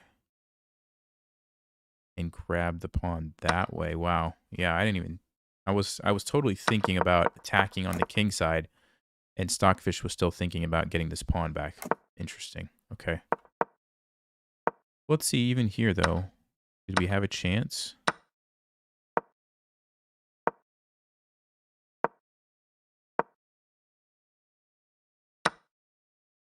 Ooh, yeah, that was bad. So I should have went with the bishop takes h3 line. I just didn't see a move after knight h4. I must have missed it. Oh, no. Sorry. This was later. Oh, okay. Well, yeah, why didn't I just... Oh, because I was afraid of bishop f1. Right. And then Stockfish just says bring the other rook over. You keep attacking. Still good for white, though. Okay, this is a good learning opportunity. Notice how, even though white was bringing their rooks over to the queen side, once they made it to the 7th rank, you can actually put pressure on the other side of the board. And this is something that, a lot of people don't think about, but it can be really powerful, like the rooks slicing across like this, right? Which is what happened here. Okay, so let's go back to the game. I took here. They played bishop d3. Yeah, I'm just losing. White just played it very well. There's just nothing for me to do here. There was no good moves. I played the best move. And then they played the best move. Yeah, so initially when I looked at this line, I was thinking they were going to sack here with check. But this is not nearly as good because it gives me a move to try to defend what's going to happen. What white did in the game, which was smart, was they didn't even waste time sacking the bishop. They just took this right away. Because now they're the ones who strike first with the rook coming down. And I'm just in trouble. Could have played bishop e8 to try to hold on here. Wow. Because I don't lose a piece. Oh, right. I could do something like this. Still doesn't look good for me, though. This pawn is too annoying. Okay. So in hindsight, maybe next time what I will do, guys, is just take the pawn. That might just be the easiest thing to get into a decent position. Because it did get a little bit weird. It was fine, but this is much easier to play. So I think my mental note to myself is next time, just take the pawn. Just take the pawn. Play d6. And the game goes on. I don't know. Let's see. What is the setup here? Knight to d7 or knight to... Yeah, that's fine. Knight to f6. Whatever. Castle. Castle. And what do you do here? Oh, the pawn's hanging. Okay, let's say they defend it. G4. Queen b4. Let's say they castle. So this is my setup. And it's an even game. White's pawn structure is kind of messed up. You got double pawns. You got an isolated pawn. I'm going to come over to the C file. Yep. All right. So I still learned something even though I got beat, fortunately. All right. So, let's see. Yeah, go ahead, guys, if you want to ask some questions now. I'm reading the chat. And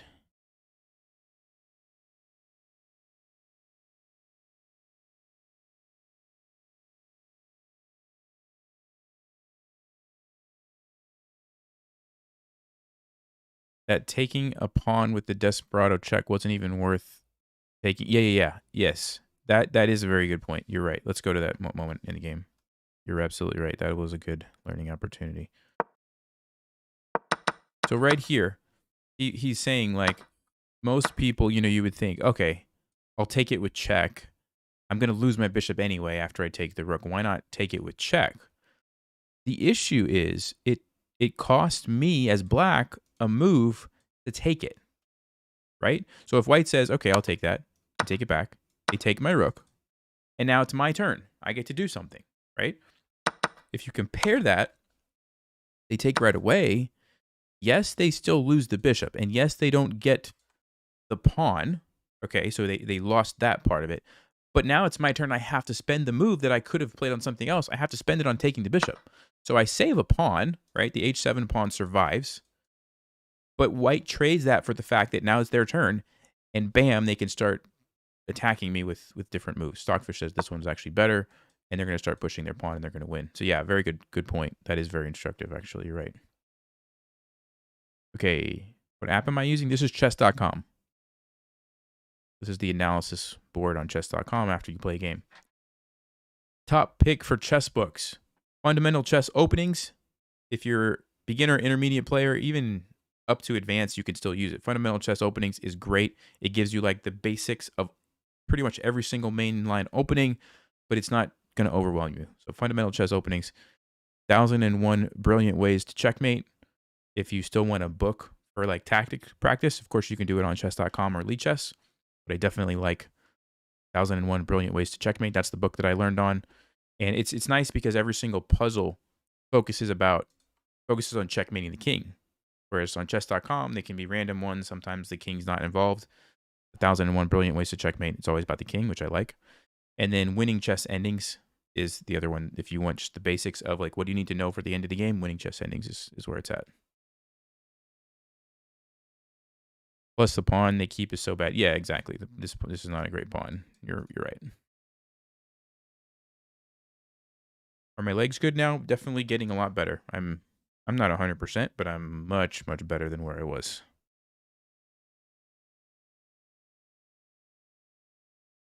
Why did you miss the bishop pinning the rook to the queen? Why did you miss the bishop pinning the rook to the queen? Oh. No, I didn't actually miss that. I thought that from a quick glance, I thought I'm going to take the queen, and even if he takes me, I'm going to get 2 pieces for the rook, which is a good trade. The error in my thinking was I needed to follow that train of thought a little bit further. It's like, okay, yeah, at the end of that is a good trade, 2 pieces for the rook. The problem is this pawn over here is now a nightmare for me because my pieces are not in a position to stop it. So that's what sort of threw me off, right? In a normal game, if you can, get all 3 of these pieces traded, I'm happy. That's good for me. This was an exception because this a pawn over here was just too dangerous. That's why I kind of underestimated what was happening here. Also, in the back of my mind, I thought this was going to be more powerful than it actually was. Knight h4 was a good defensive move. So that's what happened.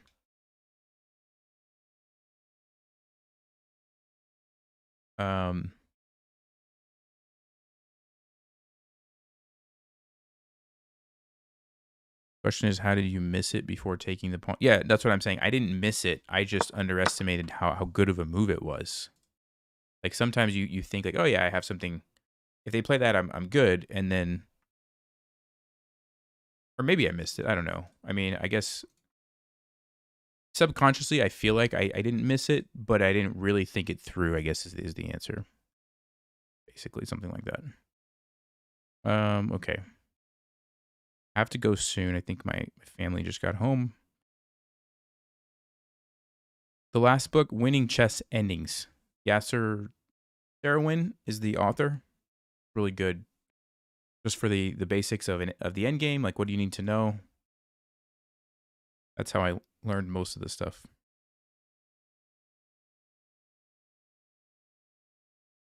Are they cheating? No, I don't think this person was cheating. Nope, I don't think so at all. And the reason I don't think so is because the time usage. It seemed like they were thinking. It seemed like they were just thinking and playing good moves.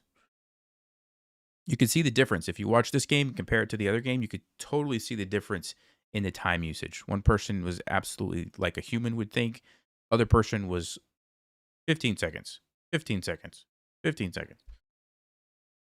All right. I got to go, guys. I will see you next time. I am going to look into Twitch and streaming at the same time. So for those of you who are on Twitch too, maybe look for me over there. But I appreciate everybody's input on that. And yeah, we'll do another tournament on chess.com like we've been doing pretty soon too. So yeah, Andrew, we did have a rice cooker. Yeah, you're definitely going to want to go back and watch that one. Pretty good. All right. See you guys.